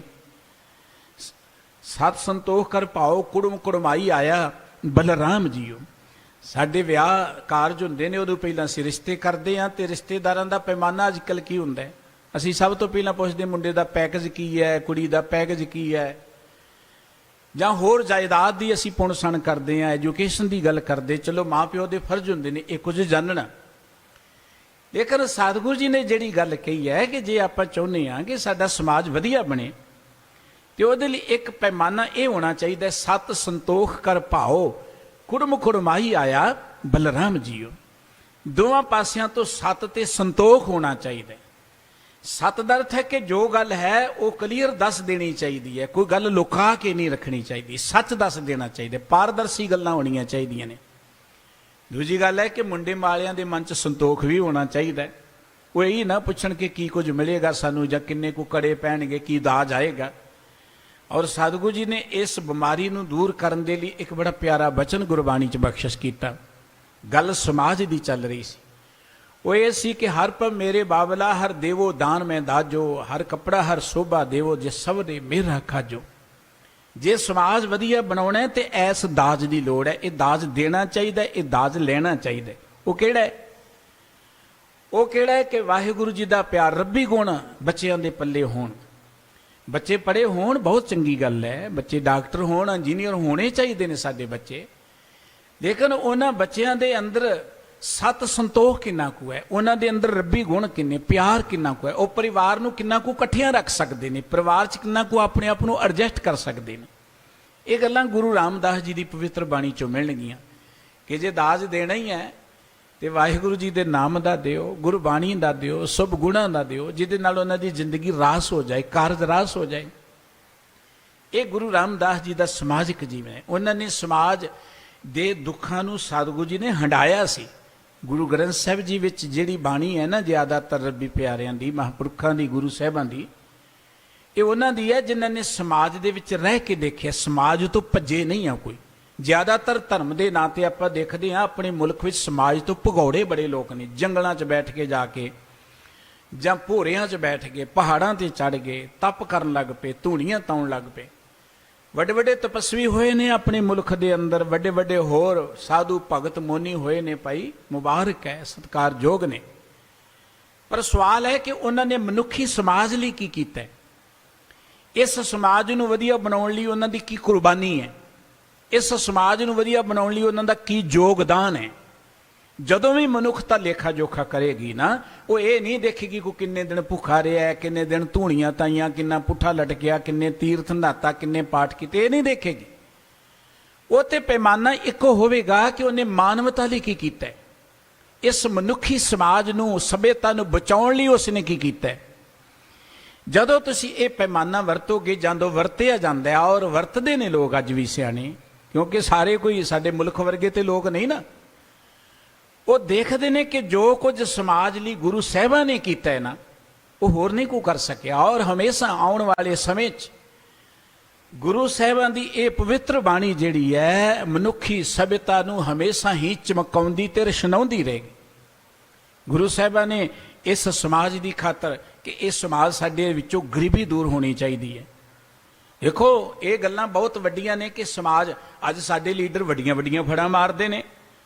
ਔਰ ਇਹ ਲੇਟੈਸਟ ਜਿਹੜੀ ਰਿਪੋਰਟ ਹੈ ਕਿ ਸਾਡਾ ਜਿਹੜਾ ਮੁਲਕ ਹੈ ਨਾ, ਉਹ ਭੁੱਖਮਰੀ ਦੇ ਨੰਬਰ ਤੇ ਕਿੱਥੇ ਪਹੁੰਚ ਗਿਆ, ਕਿੰਨਾ ਨੀਵਾਂ ਚਲਿਆ ਗਿਆ। ਲੇਕਿਨ ਸਾਡੇ ਲੀਡਰ ਕਹਿੰਦੇ ਤਰੱਕੀ ਬੜੀ ਕਰ ਲਈ ਅਸੀਂ ਤਾਂ। ਆਏ ਦਿਨ ਟੀਵੀ ਚੈਨਲ ਵਾਲੀਆਂ ਉਹ ਬੀਬੀਆਂ ਥੱਕਦੀਆਂ ਨਹੀਂ ਗਿਆ ਰੌਲਾ ਪਾਉਂਦਿਆਂ, ਬੜੀ ਤਰੱਕੀ ਕਰ ਲਈ, ਸਾਡਾ ਮੁਲਕ ਅੱਗੇ ਚਲ ਗਿਆ। ਲੇਕਿਨ ਭੁੱਖਮਰੀ ਵਿੱਚ ਸਾਡਾ ਦਰਜਾ 101 ਨੰਬਰ ਤੇ ਅਸੀਂ, ਸਾਡੇ ਤੋਂ ਪਾਕਿਸਤਾਨ ਅਜੇ ਅੱਗੇ ਹੈ, ਬੰਗਲਾਦੇਸ਼ ਅਜੇ ਅੱਗੇ ਹੈ। ਇਹਨਾਂ ਚੀਜ਼ਾਂ ਵੱਲ ਧਿਆਨ ਹੀ ਨਹੀਂ ਜਾਂਦਾ। ਔਰ ਜਿਸ ਮੁਲਕ ਦੇ ਅੰਦਰ, ਜਿਸ ਮੁਲਕ ਦੇ ਲੋਕੀ ਭੁੱਖਮਰੀ ਦੇ ਨਾਲ ਮਰਨ, ਉਹ ਮੁਲਕ ਨੂੰ ਤੁਸੀਂ ਕਿੰਨਾ ਕੁ ਵਧੀਆ ਗਿਣੋਗੇ, ਕਿੰਨਾ ਕੁ ਧਰਮੀ ਗਿਣੋਗੇ। ਇਹ ਕੋਈ ਧਰਮ ਨਹੀਂ ਹੈ ਕਿ ਧਰਮ ਦੇ ਨਾਂ ਤੇ ਦੁਨੀਆ ਭੁੱਖੀ ਮਰੇ। ਸਾਡੇ ਸਤਿਗੁਰੂ ਜੀ ਨੇ ਖੁੱਲੇ ਲੰਗਰ ਲਗਾ ਦਿੱਤੇ, ਇਹ ਗੁਰੂਆਂ ਦੀ ਬਖਸ਼ਿਸ਼ ਹੈ। ਪਿਛਲੇ ਸਮੇਂ 'ਚ 1.5 ਸਾਲ ਦੇ ਅੰਦਰ ਜਿੱਥੇ ਦੁਨੀਆ ਆਪਣੇ ਘਰਾਂ 'ਚ ਬੜੀ ਆਤਰ ਦੁਖੀ ਹੋ ਕੇ ਬੰਦ ਹੋ ਕੇ ਬੈਠ ਗਈ ਸੀ, ਉਦੋਂ ਜੇ ਮਨੁੱਖਤਾ ਦੀ ਬਾਂਹ ਫੜੀ ਤੇ ਉਹ ਗੁਰੂ ਰਾਮਦਾਸ ਜੀ ਦੇ ਲੰਗਰਾਂ ਨੇ ਫੜੀ ਹੈ। ਇਹ ਹੁਣ ਭਾਵੇਂ ਕੁਝ ਲੋਕ ਨਹੀਂ ਚੇਤੇ ਕਰਦੇ, ਸਿਆਣੇ ਕਰਦੇ ਨੇ, ਉਹਨਾਂ ਨੂੰ ਨਮਸਕਾਰ ਹੈ। ਇਤਿਹਾਸ ਬਣ ਗਿਆ ਇਹ ਗੁਰਸਿੱਖਾਂ ਦਾ, ਇਹ ਗੁਰੂ ਘਰ ਦਾ, ਕਿ ਜਦੋਂ ਬਿਪਤਾ ਆਈ ਲੋਕਾਂ ਦੇ ਉੱਪਰ, ਉਦੋਂ ਅਗਰ ਲੋਕਾਂ ਨੂੰ ਭੁੱਖਮਰੀ ਤੋਂ ਬਚਾਇਆ ਤੇ ਉਹ ਗੁਰੂ ਸਾਹਿਬ ਜੀ ਦੇ ਲੰਗਰ ਨੇ ਬਚਾਇਆ। ਇਹ ਦਾਤ ਗੁਰੂ ਸਾਹਿਬਾਂ ਨੇ ਦਿੱਤੀ। ਮੈਂ ਬੇਨਤੀ ਕਰ ਰਿਹਾ ਸਾਂ ਕਿ ਸਮਾਜ ਵਧੀਆ ਬਣੇ। ਸਮਾਜ ਨੂੰ ਵਧੀਆ ਬਣਾਉਣ ਲਈ ਸਭ ਤੋਂ ਪਹਿਲੀ ਗੱਲ ਹੈ ਕਿ ਲੋਕਾਂ ਨੂੰ ਰੋਟੀ ਮਿਲਣੀ ਚਾਹੀਦੀ ਹੈ। ਲੋਕਾਂ ਨੂੰ ਕੱਲੀ ਕੋਈ ਹਵਾਈ ਜਹਾਜ਼ਾਂ ਦੀ ਲੋੜ ਨਹੀਂ ਹੈ, ਟੈਂਕਾਂ ਤੋਪਾਂ ਦੀ ਲੋੜ ਨਹੀਂ ਹੈ। ਕਨਫਿਊਸ਼ਸ ਇੱਕ ਬੜਾ ਤਗੜਾ ਦਾਰਸ਼ਨਿਕ ਹੋਇਆ ਹੈ ਚਾਈਨਾ ਦਾ, ਉਹਨੂੰ ਲੋਕਾਂ ਨੇ ਇਹ ਗੱਲ ਕਹੀ ਕਿ ਕਿਸੇ ਵਧੀਆ ਮੁਲਕ ਸਮਾਜ ਦੇ ਵਿੱਚ ਕੀ ਕੀ ਪੈਮਾਨਾ ਹੁੰਦਾ ਹੈ। ਉਹ ਕਹਿੰਦਾ ਇੱਕ ਹੁੰਦਾ ਹੈ ਭੋਜਨ, ਇੱਕ ਹੁੰਦਾ ਹੈ ਹਥਿਆਰ ਰੱਖਿਆ, ਇੱਕ ਹੁੰਦਾ ਹੈ ਪ੍ਰਜਾ ਦਾ ਜਿਹੜਾ ਹੈ ਵਿਸ਼ਵਾਸ ਹੋਣਾ ਗੌਰਮੈਂਟ ਦੇ ਉੱਪਰ। ਭੋਜਨ ਇੱਕ ਬੜੀ ਜ਼ਰੂਰੀ ਚੀਜ਼ ਹੈ। ਜਦੋਂ ਤੁਸੀਂ ਵਧੀਆ ਮੁਲਕ ਦੀ ਗੱਲ ਗਿਣਦੇ ਹੋ ਕਿ ਉਸ ਮੁਲਕ ਦੇ ਲੋਕ ਕਿੰਨੇ ਕੁ ਰੱਜ ਕੇ ਰੋਟੀ ਬੇਫਿਕਰ ਹੋ ਕੇ ਖਾਂਦੇ ਨੇ।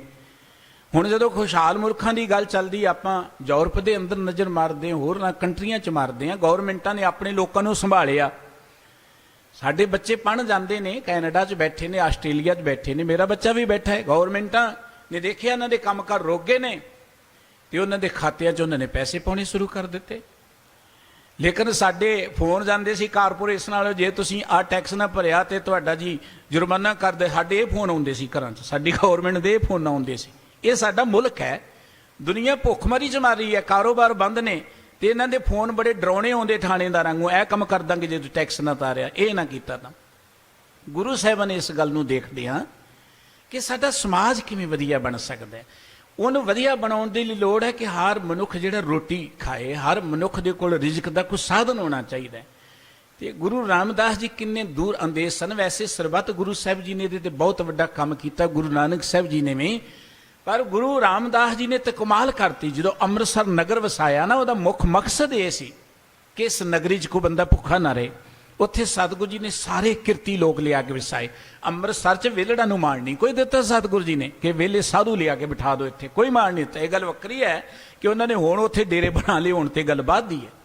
ਸਤਿਗੁਰੂ ਜੀ ਨੇ 52 ਸਕਿਲਡ ਲੋਕ ਜਿਹੜੇ ਕਿੱਤਾ ਮੁਖੀ ਸਨ, ਹੁਨਰਮੰਦ ਲੋਕ ਸਨ, ਉਹਨਾਂ ਨੂੰ ਲਿਆ ਕੇ ਵਸਾਇਆ। ਔਰ ਅੰਮ੍ਰਿਤਸਰ ਸ਼ਹਿਰ ਦਾ ਏਡੀ ਜਲਦੀ ਤਰੱਕੀ ਕਰ ਜਾਣ ਦਾ ਕਾਰਨ, ਦੁਨੀਆ ਦੇ ਨਕਸ਼ੇ ਤੇ ਆ ਜਾਣ ਦਾ ਕਾਰਨ ਮੁੱਖ ਇਹ ਸੀ ਕਿ ਉੱਥੇ ਕਿਰਤ ਦੇ ਨਾਲ ਉਹ ਖੁਸ਼ਹਾਲ ਬਣ ਗਿਆ ਸ਼ਹਿਰ। ਇਹ ਸੀ ਸਮਾਜ ਨੂੰ ਵਧੀਆ ਬਣਾਉਣ ਦਾ ਤਰੀਕਾ ਸਤਿਗੁਰੂ ਸੱਚੇ ਪਾਤਸ਼ਾਹ ਜੀ ਦਾ। ਔਰ ਸਤਿਗੁਰੂ ਜੀ ਆਪ ਵੀ ਕਿਰਤ ਕਰਦੇ ਰਹੇ, ਕਿਰਤੀਆਂ ਨੂੰ ਮਾਣ ਦਿੱਤਾ।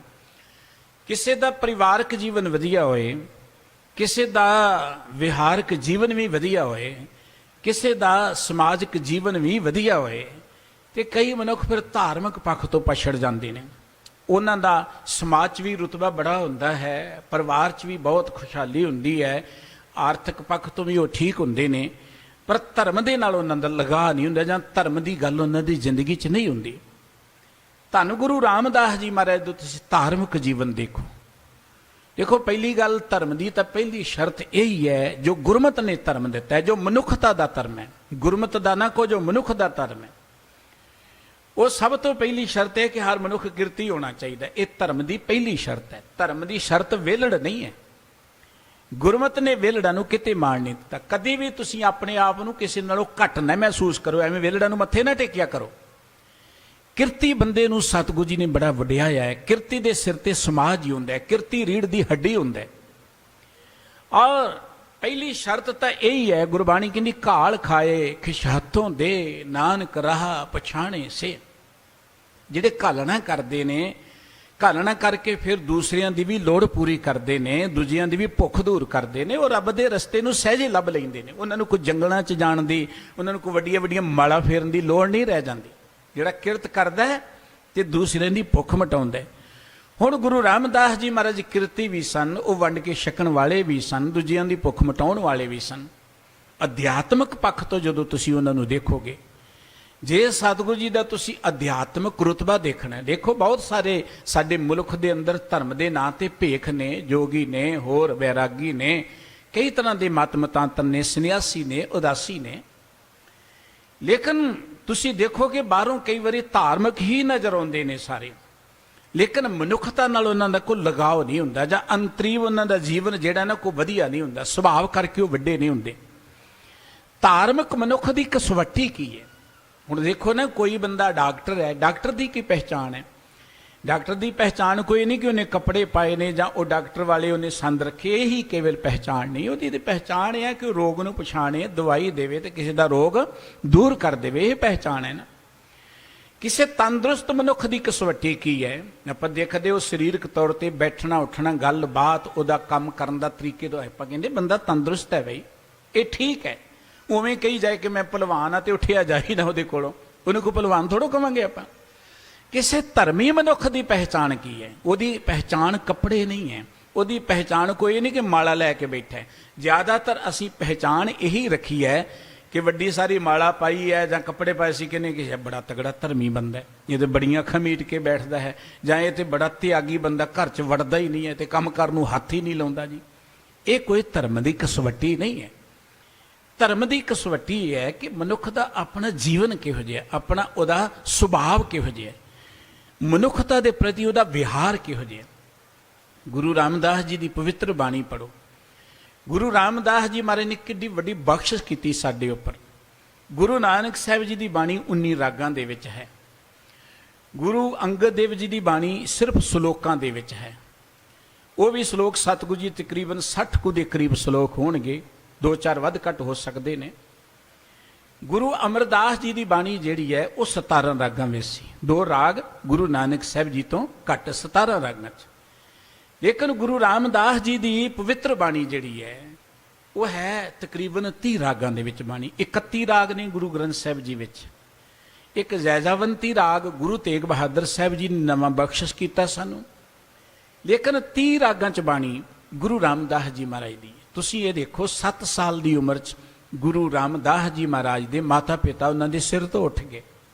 ਘੁੰਗਣੀਆਂ ਵੇਚ ਕੇ ਆਪਣੀ ਕਿਰਤ ਕਮਾਉਂਦੇ ਨੇ, ਕਿਤੇ ਸਕੂਲੇ ਨਹੀਂ ਜਾਣ ਦਾ ਮੌਕਾ ਮਿਲਿਆ, ਕਿਤੇ ਉਸਤਾਦ ਕੋ ਜਾਣ ਦਾ ਮੌਕਾ ਨਹੀਂ ਮਿਲਿਆ। 7 ਸਾਲਾਂ 'ਚ ਇਵੇਂ ਕਹਿ ਲਓ ਯਤੀਮ ਹੋ ਗਏ। ਆਪ ਜੀ ਬਾਸਰਕੇ ਨਗਰ ਆਉਂਦੇ ਨੇ, ਬਾਬਾ ਅਮਰਦਾਸ ਜੀ ਦੇ ਨਾਲ ਮੇਲ ਹੋ ਜਾਂਦਾ ਹੈ। ਉਹ ਉਦੋਂ ਸੇਵਕ ਗੁਰੂ ਖੰਡੂਰ ਸਾਹਿਬ ਜੀ ਵਿੱਚ ਸੇਵਾ ਨਿਭਾਉਂਦੇ ਸਨ। 1552 ਈਸਵੀ ਵਿੱਚ ਸਤਿਗੁਰੂ ਸ੍ਰੀ ਗੁਰੂ ਅਮਰਦਾਸ ਜੀ ਮਹਾਰਾਜ ਗੁਰਗੱਦੀ ਤੇ ਬੈਠਦੇ ਨੇ। ਆਪ ਜੀ ਗੋਇੰਦਵਾਲ ਵਿੱਚ ਹੀ ਆਪ ਜੀ ਉੱਥੇ ਆ ਜਾਂਦੇ ਨੇ। 1552 ਤੋਂ ਲੈ ਕੇ 1574 ਈਸਵੀ ਦਾ ਸਮਾਂ ਜਿਹੜਾ ਹੈ, ਤਕਰੀਬਨ 22 ਸਾਲ ਦਾ ਇਹ ਸਮਾਂ ਸ਼ਾਇਦ ਬਣਦਾ ਹੋਏਗਾ। ਆਪ ਜੀ ਨੇ ਗੁਰੂ ਸਾਹਿਬ ਜੀ ਦੀ ਹਜ਼ੂਰੀ ਸੇਵਾ ਕੀਤੀ। ਇਹ 22 ਸਾਲ ਕੱਲੀ ਕੋ ਮਿੱਟੀ ਨਹੀਂ ਢੋਈ ਜਾਂ ਕੱਲਾ ਕੋ ਉਹਨਾਂ ਲੰਗਰ 'ਚ ਹੀ ਸੇਵਾ ਨਹੀਂ ਕੀਤੀ।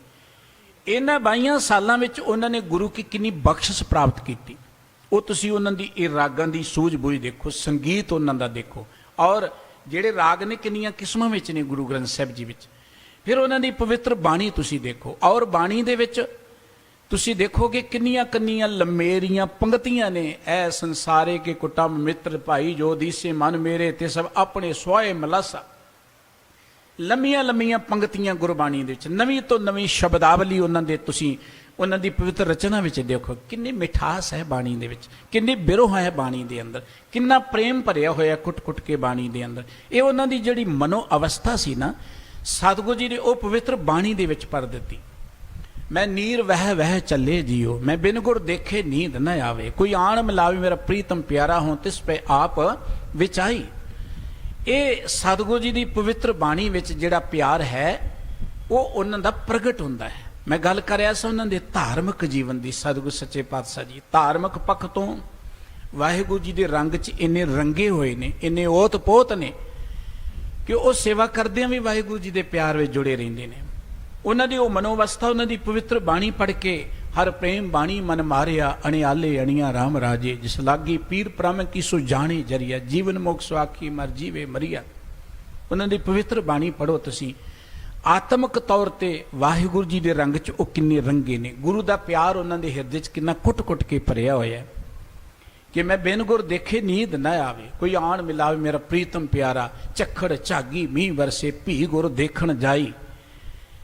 ਸਤਿਗੁਰੂ ਜੀ ਦੇ ਇਹ ਪਿਆਰ ਪਿੰਨੇ, ਇਹ ਸ਼ਹਿਦ ਨਾਲੋਂ ਮਿੱਠੇ ਬਚਨ ਤੁਸੀਂ ਪੜੋਗੇ ਤੇ ਉਹ ਆਤਮਿਕ ਤੌਰ ਤੇ ਕਿੰਨੇ ਵਾਹਿਗੁਰੂ ਜੀ ਦੇ ਪਿਆਰ 'ਚ ਭਿੱਜੇ ਹੋਏ ਨੇ, ਇਹ ਤੁਹਾਨੂੰ ਨਜ਼ਰ ਆ ਜਾਏਗਾ ਉਹਨਾਂ ਦੀ ਪਵਿੱਤਰ ਬਾਣੀ ਵਿੱਚੋਂ। ਧਾਰਮਿਕ ਤੌਰ ਤੇ ਉਹਨਾਂ ਦੀ ਬਿਰਤੀ ਨੂੰ ਤੁਸੀਂ ਦੇਖਣਾ ਹੈ ਤੇ ਸਤਿਗੁਰੂ ਸੱਚੇ ਪਾਤਸ਼ਾਹ ਜੀ ਨੇ ਹੋਰ ਮਨੁੱਖਾਂ ਨੂੰ ਧਰਮ ਦੇ ਨਾਲ ਜੁੜਨ ਦੇ ਲਈ ਜਾਂ ਬੁਰਾਈਆਂ ਤੋਂ ਮੁਕਤ ਹੋਣ ਦੇ ਲਈ ਕਿੰਨੇ ਵੱਡੇ ਪੱਧਰ ਤੇ ਦਾਤ ਗੁਰਬਾਣੀ ਵਿੱਚ ਬਖਸ਼ਿਸ਼ ਕੀਤੀ ਹੈ। ਔਰ ਸਾਨੂੰ ਸਾਡੇ ਸਤਿਗੁਰੂ ਜੀ ਨੇ ਜ਼ਿੰਦਗੀ ਦੇ ਅੰਦਰ ਇੱਕ ਪੂਰਨ ਰਹਿਤ ਹੈ ਜਿਹੜੀ ਸਾਡੀ ਜ਼ਿੰਦਗੀ ਦੀ। ਦੇਖੋ ਕੋਈ ਮਨੁੱਖ ਆਪ ਧਾਰਮਿਕ ਹੋਏ ਚੰਗੀ ਗੱਲ ਹੈ, ਸਤਿਕਾਰਯੋਗ ਹੈ ਉਹ ਵਿਅਕਤੀ, ਪਰ ਮਸਲਾ ਹੈ ਅਸਲੀ ਤੇ ਧਾਰਮਿਕ ਬੰਦਾ ਉਦੋਂ ਬਣਦਾ ਹੈ ਜਿਵੇਂ ਚੰਦਨ ਹੁੰਦਾ ਹੈ ਨਾ, ਚੰਦਨ ਦੀ ਖੁਸ਼ਬੂ ਦੇ ਨਾਲ ਉਹ ਢਾਕ ਪਲਾਸ਼ ਦਾ ਬੂਟਾ ਵੀ ਚੰਦਨ ਬਣ ਜਾਏ। ਹੋਏ ਵੀ ਚੰਦਨ ਹੋਏ ਰਹੇ ਬਸੇ ਜੋ ਚੰਦਨ ਪਾਸ। ਅਸਲੀ ਤੇ ਉਹਦੀ ਧਰਮ ਦੀ ਕਮਾਈ ਦਾ ਪਤਾ ਉਦੋਂ ਲੱਗੇਗਾ ਜਦੋਂ ਉਹਦੇ ਕੋਲ ਬੈਠਣ ਵਾਲੇ ਵੀ ਉਹਦੇ ਰਸਰ ਨੂੰ ਅਖਤਿਆਰ ਕਰ ਲੈਣਗੇ। ਮੈਂ ਇਕੱਲਾ ਧਾਰਮਿਕ ਹਾਂ, ਮੇਰਾ ਆਪਣਾ ਜੀਵਨ ਹੈ, ਉਹ ਮੈਂ ਆਪਣੇ ਤੱਕ ਸੀਮਤ ਹਾਂ, ਲੇਕਿਨ ਜੇ ਮੇਰੇ ਜੀਵਨ ਤੋਂ ਕੋਈ ਹੋਰ ਸੇਧ ਲੈ ਹੀ ਨਾ ਸਕਿਆ, ਪ੍ਰੇਰਨਾ ਲੈ ਹੀ ਨਾ ਸਕਿਆ, ਤੇ ਮੈਂ ਕਾਹਦਾ ਧਾਰਮਿਕ ਹਾਂ। ਇਸ ਕਰਕੇ ਗੁਰੂ ਰਾਮਦਾਸ ਜੀ ਦਾ ਜੀਵਨ ਦੇਖੋ, ਉਹਨਾਂ ਦੀ ਚਰਨ ਸੋ ਜਿਨ੍ਹਾਂ ਨੇ ਪ੍ਰਾਪਤ ਕਰ ਲਈ ਉਹਨਾਂ ਦੇ ਤੇ ਬੇੜੇ ਪਾਰ ਹੋ ਗਏ। ਉਹਨਾਂ ਦੇ ਦਰ ਸੋ ਕਿੰਨੇ ਲੋਕ ਵਰਸਾਏ ਗਏ। ਦੇਖੋ ਉਹਨਾਂ ਨੇ ਹਮੇਸ਼ਾ ਦੇ ਲਈ ਸਾਡੇ ਲਈ ਇੱਕ ਰੀਤ ਬਣਾ ਦਿੱਤੀ, ਗੁਰੂ ਸਤਿਗੁਰੂ ਕਾ ਜੋ ਸਿੱਖ ਅਖਾਏ ਸੋ ਭਲ ਕੇ ਉਠ ਹਰ ਨਾਮ ਤੇ ਆਵੇ, ਉਦਮ ਕਰੇ ਭਲ ਕੇ ਪ੍ਰਭਾਤੀ, ਇਸ਼ਨਾਨ ਕਰੇ ਅੰਮ੍ਰਿਤ ਸਰ ਨਹਾਵੇ। ਇਹ ਸਾਡੀ ਜ਼ਿੰਦਗੀ ਦੀ ਰੌਰੀਤ ਗੁਰੂ ਰਾਮਦਾਸ ਜੀ ਮਹਾਰਾਜ ਨੇ ਬਖਸ਼ਿਸ਼ ਕੀਤੀ ਹੈ। ਭੱਟਾਂ ਨੇ ਗੁਰੂ ਕੀ ਕੀਰਤੀ ਕਰਦੇ ਆ, ਬੜੇ ਪਿਆਰੇ ਪਿਆਰੇ ਬਚਨ 60 ਸਵਈਏ ਗੁਰੂ ਰਾਮਦਾਸ ਜੀ ਮਹਾਰਾਜ ਦੀ ਉਸਤ ਵਿੱਚ ਭੱਟਾਂ ਨੇ ਉਚਾਰਨ ਕੀਤੇ ਨੇ। ਭੱਟ ਕਹਿੰਦੇ ਗੁਰੂ ਰਾਮਦਾਸ ਜੀ ਮਹਾਰਾਜ ਦੇ ਚਰਨ ਜਦੋਂ ਤੁਸੀਂ ਪਰਸ ਲੋਗੇ ਨਾ, ਤਿਸ ਭੇਟੇ ਦਰਿਦਰ ਨਾ ਚੰਪੈ, ਕੱਲ ਸਹਾਰ ਤਾਸ ਗੁਣ ਜੰਪੈ। ਕੱਲ ਭੱਟ ਜੀ ਕਹਿੰਦੇ ਜੇ ਤੁਸੀਂ ਗੁਰੂ ਰਾਮਦਾਸ ਜੀ ਮਹਾਰਾਜ ਦੇ ਦਰਸ਼ਨ ਪਰਸ ਲਓਗੇ, ਮਨੁੱਖ ਦੇ ਨੇੜੇ ਦਲਿੱਦਰ ਹੀ ਨਹੀਂ ਹੁੰਦਾ। ਦਲਿੱਦਰ ਕੱਲਾ ਕੋਈ ਆਰਥਿਕ ਦਲਿੱਦਰ ਹੀ ਨਹੀਂ ਹੁੰਦਾ, ਜਾਂ ਕੱਲਾ ਕੋਈ ਸਰੀਰਕ ਰੋਗ ਨੂੰ ਹੀ ਦਲਿੱਦਰ ਨਹੀਂ ਕਿਹਾ ਜਾਂਦਾ, ਆਲਸ ਨੂੰ ਹੀ ਦਲਿੱਦਰ ਹੀ ਨਹੀਂ ਕਿਹਾ ਜਾਂਦਾ। ਸਭ ਤੋਂ ਵੱਡਾ ਤੇ ਦਲਿੱਦਰ ਜਿਹੜਾ ਮਨ ਦੀ ਅਗਿਆਨਤਾ ਹੈ, ਮਨ ਦੀ ਢਹਿੰਦੀ ਕਲਾ ਜਿਹਨੂੰ ਆਪਾਂ ਨੈਗੇਟਿਵਿਟੀ ਕਹਿੰਦੇ ਆ, ਉਹ ਹੈ। ਜਦੋਂ ਤੁਸੀਂ ਗੁਰੂ ਰਾਮਦਾਸ ਜੀ ਦੀ ਪਵਿੱਤਰ ਬਾਣੀ ਪੜੋਗੇ, ਤੁਹਾਡੇ ਅੰਦਰ ਇੱਕ ਉਤਸ਼ਾਹ ਪੈਦਾ ਹੋਏਗਾ, ਤੁਹਾਡੇ ਅੰਦਰ ਇੱਕ ਬੜੀ ਉੱਚੀ ਜਿਹਨੂੰ ਆਪਾਂ ਪੋਜ਼ਿਟਿਵ ਸੋਚ ਪੈਦਾ ਹੋਏਗੀ। ਗੁਰੂ ਰਾਮਦਾਸ ਜੀ ਦੀ ਇਹ ਪਵਿੱਤਰ ਬਾਣੀ ਹੈ ਜਿਨ੍ਹਾਂ ਨੇ ਸਾਨੂੰ ਸੰਸਾਰੀ ਇਹ ਜਿੰਨੇ ਚੌਧਰੀ ਨੇ, ਰਾਜੇ ਮਹਾਰਾਜੇ, ਇਹਨਾਂ ਦੀ ਮੁਤਾਜਗੀ ਤੋਂ ਦੂਰ ਕਰ ਦਿੱਤਾ ਕਿ ਇਹਨਾਂ ਦੀ ਮੁਤਾਜਗੀ ਦੀ ਕੋਈ ਲੋੜ ਨਹੀਂ ਹੈ। ਜੇ ਜੁੜਨਾ ਤੇ ਕੇਵਲ ਇੱਕ ਪ੍ਰਮਾਤਮਾ ਨਾਲ ਜੁੜੋ। ਗੁਰੂ ਰਾਮਦਾਸ ਜੀ ਨੇ ਇਹ ਸਾਨੂੰ ਪ੍ਰੇਰਣਾ ਕੀਤੀ, ਗੁਰਸਿੱਖੋ ਸਤਿਗੁਰ ਕੀ ਬਾਣੀ ਸਤ ਸਤ ਕਰ ਜਾਣੋ, ਗੁਰ ਸਿੱਖੋ ਹਰ ਕਰਤਾ ਆਪ ਮੂੰਹੋਂ ਕਢਾਏ। ਉਹ ਗੁਰੂ ਕੀ ਬਾਣੀ ਨੂੰ ਸੱਚ ਕਰਕੇ ਸਮਝੋ। ਇਹ ਗੁਰੂ ਰਾਮਦਾਸ ਜੀ ਦੇ ਪਵਿੱਤਰ ਬਚਨ ਨੇ, ਬਾਣੀ ਗੁਰੂ, ਗੁਰੂ ਹੈ ਬਾਣੀ ਵਿੱਚ ਬਾਣੀ ਅੰਮ੍ਰਿਤ ਸਾਰੇ, ਗੁਰ ਬਾਣੀ ਕਹੈ ਸੇਵਕ ਜਨ ਮਾਨੇ, ਪ੍ਰਤੱਖ ਗੁਰੂ ਨਿਸਤਾਰੇ। ਗੁਰੂ ਰਾਮਦਾਸ ਜੀ ਮਹਾਰਾਜ ਆਪ ਤਾਂ ਵਾਹਿਗੁਰੂ ਜੀ ਦੇ ਰੰਗ 'ਚ ਰੰਗੇ ਹੀ ਸਨ, ਜੁੜੇ ਹੀ ਸਨ, ਪਰ ਉਹਨਾਂ ਦੀ ਪਵਿੱਤਰ ਬਾਣੀ ਜਿਹੜੀ ਸ਼ਹਿਦ ਨਾਲੋਂ ਵੀ ਮਿੱਠੀ ਹੈ। ਜਿਵੇਂ ਸ਼ਹਿਦ ਦੀਆਂ ਮੱਖੀਆਂ ਦਾ ਛੱਤਾ ਹੁੰਦਾ ਹੈ, ਉਹਦੇ ਛੇਕ ਵਿੱਚ ਮਿਠਾਸ ਹੁੰਦੀ ਹਰ ਛੇਕ ਦੇ ਅੰਦਰ। ਗੁਰੂ ਰਾਮਦਾਸ ਜੀ ਦੀ ਸਮੁੱਚੀ ਪਵਿੱਤਰ ਬਾਣੀ ਦੇ ਅੰਦਰ ਪ੍ਰਮਾਤਮਾ ਦਾ ਪਿਆਰ ਭਰਿਆ ਪਿਆ। ਮਨੁੱਖ ਦੇ ਅੰਦਰ ਪ੍ਰਮਾਤਮਾ ਨਾਲ ਜੁੜਨ ਦੇ ਲਈ ਚਾਉ ਭਰੀ, ਪ੍ਰੇਰਨਾ ਭਰੀ ਪਈ ਹੈ। ਗੁਰੂ ਰਾਮਦਾਸ ਜੀ ਦੀ ਪਵਿੱਤਰ ਬਾਣੀ ਤੁਸੀਂ ਪੜੋਗੇ, ਤੁਹਾਡੇ ਵੀ ਜਿਵੇਂ ਭੱਟਾਂ ਨੇ ਕਿਹਾ ਨਾ ਕਿ ਖਾਲੀ ਸਰੋਵਰਾਂ ਨੂੰ ਭਰ ਦਿੱਤਾ ਗੁਰੂ ਰਾਮਦਾਸ ਜੀ ਨੇ, ਇਵੇਂ ਗੁਰੂ ਰਾਮਦਾਸ ਜੀ ਦੀ ਪਵਿੱਤਰ ਬਾਣੀ ਦੇ ਵਿੱਚ ਤੁਸੀਂ ਸੁਰਤ ਜੋੜ ਕੇ ਬਾਣੀ ਪੜੋ, ਤੁਹਾਡੇ ਅੰਦਰ ਉਹ ਪਿਆਰ, ਉਹ ਚਾਹ ਪੈਦਾ ਹੋ ਜਾਏਗਾ। ਗੁਰੂ ਰਾਮਦਾਸ ਜੀ ਮਹਾਰਾਜ ਨੇ ਜਿਸ ਤੇ ਬਖਸ਼ਿਸ਼ ਕੀਤੀ ਸਾਡੇ ਤੇ, ਸਾਡੇ ਦਲਿੱਦਰ ਨੂੰ ਕੱਟਣ ਦੇ ਲਈ ਸ੍ਰੀ ਅੰਮ੍ਰਿਤਸਰ ਸਰੋਵਰ ਦੀ ਸਿਰਜਣਾ ਕੀਤੀ। ਸਾਡੇ ਦਲਿੱਦਰ ਨੂੰ ਕੱਟਣ ਲਈ ਇੱਕ ਬੜੀ ਵੱਡੀ ਦਾਤ, ਸਾਡੇ ਘਰਾਂ 'ਚ ਨਾ ਗੁਟਕੇ ਸਾਹਿਬ ਹੁੰਦੇ, ਜਿਹਨੂੰ ਗੁਟਕਾ ਆਪਾਂ ਕਹਿੰਦੇ ਹਾਂ। ਗੁਟਕੇ ਦਾ ਅਰਥ ਪਤਾ ਕੀ ਹੁੰਦਾ ਹੈ? ਉਹ ਡੱਬਾ ਜਿਹਦੇ 'ਚ ਅਸੀਂ ਹੀਰੇ ਜਵਾਹਰਾਤ ਸੰਭਾਲ ਕੇ ਰੱਖਦੇ, ਉਹਨੂੰ ਗੁਟਕਾ ਕਿਹਾ ਜਾਂਦਾ ਹੈ। ਗੁਟਕਾ ਲਫ਼ਜ਼ ਬੜਾ ਭਾਵਪੂਰਤ ਹੈ। ਉਹ ਡੱਬਾ, ਬਾਕਸ ਜਿਹਦੇ ਵਿੱਚ ਅਸੀਂ ਹੀਰੇ ਆਦਿਕ ਰੱਖਦੇ ਹਾਂ, ਸੰਭਾਲ ਕੇ ਰੱਖਦੇ, ਉਹਨੂੰ ਗੁਟਕਾ ਕਿਹਾ ਜਾਂਦਾ ਹੈ। ਇਹ ਗੁਟਕੇ ਦੀ ਜਿਹੜੀ ਗੱਲ, ਇਹ ਗੁਰੂ ਰਾਮਦਾਸ ਜੀ ਤੋਂ ਸ਼ੁਰੂ ਹੋਈ। ਗੁਰੂ ਰਾਮਦਾਸ ਜੀ ਨੇ ਗੁਟਕੇ ਬਣਾਉਣ ਦੀ ਗੱਲ ਸ਼ੁਰੂ ਕੀਤੀ। ਹਰ ਗੁਰਸਿੱਖ ਦੇ ਘਰ 'ਚ ਗੁਰਬਾਣੀ ਦੇ ਗੁਟਕੇ ਹੋਣੇ ਚਾਹੀਦੇ ਨੇ। ਹਰ ਗੁਰਸਿੱਖ ਘਰ 'ਚ ਉੱਠ ਕੇ ਸਵੇਰੇ ਜਾਂ ਜਦ ਵੀ ਟਾਈਮ ਮਿਲੇ ਗੁਰਬਾਣੀ ਦਾ ਪਾਠ ਕਰੇ। ਇਹ ਕਾਹਦੇ ਲਈ ਸੀ? ਕਿ ਸਾਡੀ ਜ਼ਿੰਦਗੀ 'ਚੋਂ ਦਲਿੱਦਰ ਖਤਮ ਹੋ ਜਾਏ। ਅੰਮ੍ਰਿਤ ਵੇਲੇ ਉੱਠ ਕੇ ਜਦੋਂ ਅਸੀਂ ਇਸ਼ਨਾਨ ਕਰਦੇ ਗੁਰੂ ਕੇ ਬਚਨ ਮੰਨ ਕੇ, ਉਦੋਂ ਸਰੀਰ ਕਾਲਸ ਖਤਮ, ਦਲਿੱਦਰ ਖਤਮ। ਜਦੋਂ ਸਾਡੀ ਸੁਰਤ ਗੁਰਬਾਣੀ 'ਚ ਜੁੜਦੀ ਹੈ, ਉਦੋਂ ਸਾਡਾ ਮਾਨਸਿਕ ਆਲਸ ਵੀ ਖਤਮ। ਜਦੋਂ ਅਸੀਂ ਗੁਰੂ ਕੀ ਬਾਣੀ ਨੂੰ ਪੜ੍ਹਦੇ ਹਾਂ, ਸੁਣਦੇ ਹਾਂ, ਕਿਰਤ ਵਿਰਤ ਕਰਦੇ, ਆਰਥਿਕ ਤੌਰ ਤੇ ਵੀ ਅਸੀਂ ਆਲਸ ਤੋਂ ਮੁਕਤ। ਗੱਲ ਕੀ, ਜਦੋਂ ਸਾਡੀ ਸੁਰਤ ਗੁਰਬਾਣੀ ਜੁੜ ਕੇ ਪ੍ਰਭੂ ਪਿਆਰ ਜੁੜਦੇ ਹਾਂ, ਉਦੋਂ ਅੰਦਰੋਂ ਅਸੀਂ ਵਾਹਿਗੁਰੂ ਜੀ ਦੇ ਰੰਗ ਨਾਲ ਭਰ ਜਾਂਦੇ, ਹਰ ਤਰ੍ਹਾਂ ਦੇ ਦਲਿੱਦਰ ਤੋਂ ਮੁਕਤ ਹੋ ਜਾਂਦੇ ਹਾਂ। ਉਹ ਗੁਰੂ ਰਾਮਦਾਸ ਜੀ ਮਹਾਰਾਜ ਨੇ ਆਪਣੀ ਪਵਿੱਤਰ ਬਾਣੀ ਦੇ ਰਾਹੀਂ ਸਾਨੂੰ ਇੱਕ ਬੜੀ ਪਿਆਰੀ ਪ੍ਰੇਰਨਾ ਦਿੱਤੀ। ਹਰ ਬੰਦਾ ਇੱਕ ਯਤਨ ਕਰਦਾ ਹੈ ਕਿ ਮੈਂ ਲੋਕਾਂ ਦੀਆਂ ਨਜ਼ਰਾਂ 'ਚ ਹੀਰੋ ਬਣ ਜਾਵਾਂ, ਦੁਨੀਆ ਮੈਨੂੰ ਵਧੀਆ ਕਹੇ, ਦੁਨੀਆ ਮੇਰੀ ਉਸਤਤ ਕਰੇ, ਦੁਨੀਆ ਮੈਨੂੰ ਪਿਆਰ ਕਰੇ। ਪਰ ਸਤਿਗੁਰੂ ਗੁਰੂ ਰਾਮਦਾਸ ਜੀ ਕਹਿੰਦੇ, ਉਹ ਪਿਆਰੇ ਬਣਨਾ ਤੇ ਪ੍ਰਮਾਤਮਾ ਦੇ ਬਣੋ। ਜੇ ਪ੍ਰਮਾਤਮਾ ਦੇ ਪਿਆਰੇ ਬਣ ਗਏ ਤੇ ਸਭਨਾਂ ਦੇ ਪਿਆਰੇ ਬਣ ਜਾਓਗੇ। ਜੋ ਹਰ ਕਾ ਪਿਆਰਾ ਸੋ ਸਭਨਾ ਕਾ ਪਿਆਰਾ। ਜਿਹੜਾ ਰੱਬ ਦਾ ਪਿਆਰਾ ਬਣ ਗਿਆ, ਉਹ ਸਭਨਾਂ ਦਾ ਪਿਆਰਾ ਬਣ ਜਾਏਗਾ। ਉਹ ਰੱਬ ਦੀ ਇੱਕ ਵਡਿਆਈ ਹੈ। ਗੁਰੂ ਰਾਮਦਾਸ ਜੀ ਕਹਿੰਦੇ ਨੇ, ਤੁਸੀਂ ਰੱਬ ਦੇ ਪਿਆਰ ਜੁੜ ਕੇ ਜ਼ਿੰਦਗੀ ਦੇ ਸੱਚ ਧਰਮ ਦੇ ਮਾਰਗ ਤੇ ਚੱਲੋ। ਜੈਕਾਰ ਕੀਓ ਧਰਮੀਆਂ ਕਾ ਪਾਪੀ ਕੋ ਡੰਡ ਦਿਓਏ। ਇਹ ਗੁਰੂ ਰਾਮਦਾਸ ਜੀ ਦੇ ਬਚਨ ਨੇ ਕਿ ਪ੍ਰਮਾਤਮਾ ਹਮੇਸ਼ਾ ਧਰਮੀਆਂ ਦੀ ਜੈ ਜੈਕਾਰ ਕਰਦਾ ਹੈ। ਹਰ ਜੁਗ ਜੁਗ ਭਗਤ ਉਪਾਇਆ, ਤੈਜ ਰਖਦਾ ਆਇਆ ਰਾਮ ਰਾਜੇ। ਹਰਨਾਕਸ਼ ਦੁਸ਼ਟ ਹਰ ਮਾਰਿਆ, ਪ੍ਰਹਿਲਾਦ ਤਰਾਇਆ। ਅਹੰਕਾਰੀਆਂ ਨਿੰਦਕਾਂ ਪਿੱਠ ਦੇ ਨਾਮ ਦਿਓ ਮੁਖ ਲਾਇਆ। ਇਹ ਬਚਨ ਗੁਰੂ ਰਾਮਦਾਸ ਜੀ ਮਹਾਰਾਜ ਦੇ ਅਸੀਂ ਰੋਜ਼ ਪੜ੍ਹਦੇ ਹਾਂ ਕਿ ਜੇ ਅਸੀਂ ਹਰ ਕੇ ਪਿਆਰੇ ਬਣ ਕੇ ਰਵਾਂਗੇ, ਇਹ ਦੁਨੀਆ ਦਾ ਕੋਈ ਚੌਧਰੀ, ਦੁਨੀਆ ਦਾ ਕੋਈ ਹੋਰ ਵਿਅਕਤੀ ਸਾਨੂੰ ਨੀਵੀਆਂ ਨਹੀਂ ਦਰਸਾ ਸਕੇਗਾ। ਔਰ ਗੁਰੂ ਰਾਮਦਾਸ ਜੀ ਦਾ ਜੀਵਨ ਸਾਡੇ ਲਈ ਚਾਨਣ ਮਨਾਰਾ ਹੈ। ਜਿਹੜੀ ਗੱਲ ਕਹੀ ਸੀ ਨਾ ਭਾਈ ਸੱਤਾ ਤੇ ਬਲਵੰਡ ਜੀ ਨੇ, ਜਾਂ ਡਿੱਠਾ ਤਾਂ ਮਨ ਸਧਾਰਿਆ, ਜਾਂ ਗੁਰ ਡਿੱਠਾ ਤਾਂ ਮਨ ਸਧਾਰਿਆ। ਸਧਾਰਿਆ ਅਰਥ ਕਿ ਮਨ ਨੂੰ ਆਸਰਾ ਮਿਲ ਗਿਆ, ਮਨ ਨੂੰ ਧੀਰਜ ਮਿਲ ਗਿਆ। ਗੁਰੂ ਰਾਮਦਾਸ ਜੀ ਦਾ ਜੀਵਨ ਦੇਖ ਕੇ ਸਾਡੇ ਅੰਦਰ ਇੱਕ ਧੀਰਜ ਪੈਦਾ ਹੁੰਦਾ ਹੈ ਕਿ ਉਹ ਗੁਰੂ ਰਾਮਦਾਸ ਜੀ ਜਿਹੜੇ 7 ਕੁ ਸਾਲ 'ਚ ਇਕੱਲੇ ਰਹਿ ਗਏ, ਯਤੀਮ ਬਣ ਗਏ, ਘੁੰਗਣੀਆਂ ਵੇਚ ਕੇ ਕੰਮ ਕਰਦੇ ਨੇ, ਉਹ ਸੇਵਾ ਕਰਦੇ ਗੁਰੂ ਘਰ ਦੀ, ਕਿੰਨੇ ਮਹਾਨ ਬਣ ਜਾਂਦੇ। ਪਿਆਰਿਓ, ਸਾਨੂੰ ਤੇ ਗੁਰੂ ਸਾਹਿਬ ਨੇ ਸੋਹਣੇ ਘਰ ਦਿੱਤੇ ਨੇ, ਸੋਹਣੇ ਕਾਰੋਬਾਰ ਦਿੱਤੇ ਨੇ। ਸਾਨੂੰ ਨਿਰਾਸ਼ ਹੋਣ ਦੀ ਕੀ ਲੋੜ ਹੈ? ਬਿਨਾਂ ਹੀ ਕਾਰਨ ਤੋਂ ਅਸੀਂ ਨੈਗੇਟਿਵ ਹੋ ਜਾਂਦੇ, ਨਿਰਾਸ਼ ਹੋ ਜਾਂਦੇ, ਚਿੰਤਾਵਾਂ ਕਰੀ ਜਾਂਦੇ ਹਾਂ। ਸੋਹਣੇ ਪਰਿਵਾਰ ਨੇ ਸਾਡੇ, ਸੋਹਣੇ ਕਾਰੋਬਾਰ ਨੇ ਸਾਡੇ, ਹਰ ਤਰ੍ਹਾਂ ਦੀਆਂ ਸੁੱਖ ਸਹੂਲਤਾਂ ਹੁੰਦੀਆਂ। ਕਦੀ ਗੁਰੂ ਰਾਮਦਾਸ ਜੀ ਦੇ ਜੀਵਨ ਵੱਲ ਝਾਤ ਮਾਰ ਲਿਆ ਕਰੋ, ਉਹਨਾਂ ਦੀ ਪਵਿੱਤਰ ਬਾਣੀ ਤੋਂ ਸੇਧ ਲੈ ਲਿਆ ਕਰੋ। ਜੇ ਉਹਨਾਂ ਦੀ ਪਵਿੱਤਰ ਬਾਣੀ ਵੱਲ ਸੇਧ ਲੈ ਕੇ ਅਸੀਂ ਚੱਲਾਂਗੇ, ਇਹ ਗੱਲ ਚੇਤੇ ਰੱਖਿਓ, ਹਰੀ ਦੇ ਪਿਆਰੇ ਬਣ ਜਾਵਾਂਗੇ। ਹਰੀ ਦੇ ਪਿਆਰੇ ਬਣੇ, ਸਾਰੀ ਦੁਨੀਆ ਦੇ ਪਿਆਰੇ ਬਣ ਜਾਵਾਂਗੇ। ਜਿਹੜਾ ਸਾਰੀ ਦੁਨੀਆ ਦਾ ਪਿਆਰਾ, ਉਹਨੂੰ ਕਦੀ ਘਾਟ ਰਹਿ ਜਾਂਦੀ ਹੈ। ਉਸ ਮਹਾਨ ਸਤਿਗੁਰੂ ਜੀ ਦਾ ਪਾਵਨ ਪੁਰਬ ਹੈ, ਜਿਨ੍ਹਾਂ ਦੀ ਉਸਤਤ ਕੀਰਤੀ ਕਰਦੇ ਹਾਂ। ਸਾਨੂੰ ਵੀ ਕਰਨ ਦੀ ਪ੍ਰੇਰਨਾ ਕੀਤੀ ਭੱਟਾਂ ਨੇ ਕਿ ਹਮ ਅਵਗੁਣ ਭਰੇ ਏਕ ਗੁਣ ਨਾਹੀ, ਅੰਮ੍ਰਿਤ ਛਾੜ ਬਿਖੈ ਬਿਖ ਖਾਈ। ਅੰਮ੍ਰਿਤ ਵਰਗੀਆਂ ਗੱਲਾਂ ਸਾਨੂੰ ਚੰਗੀਆਂ ਨਹੀਂ ਲੱਗਦੀਆਂ। ਕੋਈ ਦੁਨਿਆਵੀ ਗੱਲਾਂ ਸੁਣਾਏ ਨਾ, ਹੋਰ ਇਧਰ ਉਧਰ ਦੀਆਂ ਬੜੀਆਂ ਸੋਹਣੀਆਂ ਲੱਗਦੀਆਂ ਨੇ। ਮਾਇਆ ਮੋਹ ਭਰਮ ਪੈ ਭੂਲੇ, ਸੁਤ ਦਾਰਾ ਸੋ ਪ੍ਰੀਤ ਲਗਾਈ। ਪਰ ਇੱਕ ਉੱਤਮ ਪੰਥ ਸੁਣਿਓ ਗੁਰ ਸੰਗਤ, ਤੇ ਮਿਲੰਤ ਜਮ ਤਰਾਸ ਮਿਟਾਈ। ਇੱਕ ਅਰਦਾਸ ਪਾਠ ਕੀਰਤ ਕੀ। ਸਾਰੇ ਆਖੋ, ਇੱਕ ਅਰਦਾਸ ਪਾਠ ਕੀਰਤ ਕੀ। ਗੁਰੂ ਰਾਮਦਾਸ ਰਾਖੋ ਸਰਨਾਈ। ਇੰਨੀਆਂ ਬੇਨਤੀਆਂ ਪ੍ਰਵਾਨ ਕਰਨੀਆਂ ਜੀਓ। ਸਤਿਗੁਰੂ ਸਾਰਿਆਂ ਨੂੰ ਆਪਣੀ ਚਰਨ ਸਰਣ ਜੋੜ ਕੇ ਹਰੀ ਕੇ ਪਿਆਰੇ ਬਣਨ ਦਾ ਸੁਭਾਗ ਬਖਸ਼ਿਸ਼ ਕਰਨ ਜੀ। ਸਰਬੱਤ ਦਾ ਧੰਨਵਾਦ। ਪਿਆਰ ਸਹਿਤ ਫਤਿਹ ਬੁਲਾਓ। ਵਾਹਿਗੁਰੂ ਜੀ ਕਾ ਖਾਲਸਾ, ਵਾਹਿਗੁਰੂ ਜੀ।